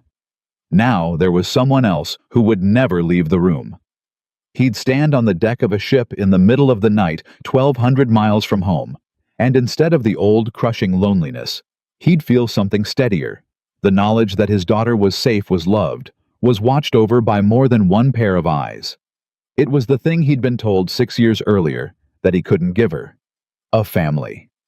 He'd been told over and over that a single father couldn't build one, that a little girl needed a mother, that his career made it impossible. And he'd ignored every single voice and kept his promise to Emily and built one anyway. Not the way anyone predicted, not the way anyone would have designed it, but real and whole and theirs. Sophie grew. The little girl who'd screamed on her father's back in a golden photograph became a lanky 10-year-old, then a sharp-eyed 12-year-old, then a teenager with her mother's dark eyes and her father's stubbornness, and Victoria's terrifying competence at getting exactly what she wanted. She never forgot. Her mother Logan made sure of that, kept Emily alive in stories, kept the winged figure on the refrigerator long after the other drawings had come and gone. But she grew up surrounded by people who loved her, which was the only thing Logan had ever asked of the whole wide world. The neighbors, the Dales, the sprawling improvised family of a naval community. And Victoria, who was never her mother and never tried to be, but who was unshakably permanently her special friend, the woman who'd sat in a hospital chair for 4 days and never left a fact. Sophie carried with her whole life like a stone in her pocket. Proof that she was the kind of person people didn't leave. And Chloe. Chloe came into their lives too, eventually flew out from Seattle one Thanksgiving, wary and quiet, to meet the little girl and the Navy chief who had, in her own words, apparently performed a personality transplant on my mother. She and Sophie took to each other instantly. The older sister Sophie never had, and the younger sister Chloe had never known she wanted. And Chloe watched her mother move around Logan's small kitchen, cutting the crusts off toast and doing a crooked braid, and something in Chloe's face that had been clenched tight for 20 years finally slowly let go. "She's really different," Chloe said to Logan quietly out on the back porch, watching Victoria and Sophie through the window. "I didn't believe it, in the letters. I thought it was just words. People say they've changed." "She didn't change with words," Logan said. "She changed in a hospital chair, sat there 4 days and didn't leave. That's not words. That's the realest thing there is." Chloe was quiet for a moment. "She never did that for me," she said, and there was old pain in it, but less than there'd once been. Not once. Not for a fever, not for a broken arm, not for anything. "No," Logan said. He wouldn't lie to her. He learned that from Sophie, from Victoria, from the whole hard business of loving broken people. She didn't, and she'd give anything to go back and do it. She can't. Neither of you can get those years back. He turned to look at her. "But she's here now, and you're here now. And that's not nothing, Chloe. Take it from a man whose wife is in the ground. A living mother sitting in your childhood kitchen is not nothing." Chloe looked at him for a long moment. Then she looked back through the window at her mother laughing at something Sophie had said, and she wiped her eyes with the back of her hand and she said, "No, I guess it isn't." There came an evening years on when the four of them, Logan, Sophie, Victoria, and Chloe, out visiting again, sat together in the small backyard that had once needed repairs, and had long since gotten them watching the sun go down. Sophie was a teenager now, all long limbs and quick opinions, but she still sat close to her father, the way she had when she was small, her head against his shoulder. Victoria sat in a lawn chair with Chloe beside her, the two of them not touching, but near which, after everything, was its own kind of miracle. The sky went gold, and then rose, and then the deep blue of evening. "Victoria," Sophie said from against her father's shoulder. She was old enough now to ask real questions, and she asked this one gently. "Are you happy? Like actually happy? You've got everything now. Chloe's here, and us and the foundation. Are you happy?" Victoria didn't answer right away. She looked at Chloe sitting beside her, her grown daughter who'd let her back in one careful inch at a time. She looked at Logan, the man who'd held up a mirror to her whole life and made her look. She looked at Sophie, the little girl not so little now, who'd patted her hand on a living room floor, and told her it was okay to be sad, who'd nearly died, and taught her in the process the only thing she'd ever really needed to know. "I spent my whole life chasing happy," Victoria said finally. "I thought it was a thing you got to like a summit. You climb high enough, you make enough, you win enough, and you arrive at happy, and you stay there." She shook her head slowly. "It's not a summit. There's no summit. It's this. It's a lawn chair and a sunset and the people you didn't leave and who didn't leave you. It's the smallest thing in the world, and I couldn't see it for 60 years because I was looking too high. She reached over then and took Chloe's hand, and Chloe let her. So, yes, to answer your question, I'm happy. I'm happier in this backyard than I've ever been in any boardroom on earth, because I finally found the thing money could never buy. She looked around at all of them, her eyes bright. I found it late, but I found it, and that's more than a lot of people ever get. Sophie smiled satisfied and settled deeper against her father. Logan sat there in the last of the light, his daughter's head on his shoulder, and thought about a morning years ago when a woman worth $11 billion had looked at a drugstore photograph and said she wished she had a family like his, and he'd made a joke to keep the moment from crushing him. My kid probably needs a mom more than I need another medal. He'd been joking. He'd meant it as nothing a way to survive an unbearable second. And it had turned out to be the truest thing he ever said. Not because Victoria became Sophie's mother. She never did. She never tried to be. But because that joke had cracked open a door, and through that door had walked the thing Logan had been told over and over that he could never give his daughter. Not a mother. Something else. A family stitched together out of loss and stubbornness and second chances wider and stranger and more real than anything anyone had predicted.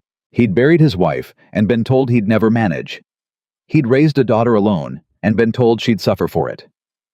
He'd made a joke to a lonely billionaire and been told in 100 small ways over 100 small days that he was a fool for letting her in. And every single one of those voices had been wrong. Because sitting here in the gold, going to blue of a Virginia evening, with his healthy daughter against his shoulder and Emily's memory alive on the refrigerator inside, and a woman across the yard who'd sat 4 days in a hospital chair and never left. Logan Whitaker knew, with the bone-deep certainty of a man who had earned every inch of it, that the greatest victory of his life had never been a mission or a medal or anything the Navy could pin on his chest. It was this. It was the home he'd refused to stop building when the world told him it was impossible. It was a family that death had tried to take and couldn't, that loneliness had tried to claim and lost, that he had rebuilt from the ashes with nothing but a promise to a woman he'd loved, and the sheer refusal to ever stop showing up. Emily. He thought, watching the last light go. I kept it. I told you I'd give her a childhood full of love, and I didn't know how, and I kept it anyway. Look at her. Look at all of them. I kept it. The sun went down over the small house near the base, over the old truck and the fixed-up backyard, and the drawings on the refrigerator, over 4 people in lawn chairs who had each lost something and found in one another a way to be whole again. And as the dark came on soft and warm, Logan pulled his daughter a little closer, and Victoria held her daughter's hand, and nobody said anything because nothing needed saying. Because the family you lose is never the end of your story. Because sometimes, if you refuse to stop showing up, life gives you a second chance to build a new one. And Logan Whitaker, Navy chief widower, single father, had done exactly that.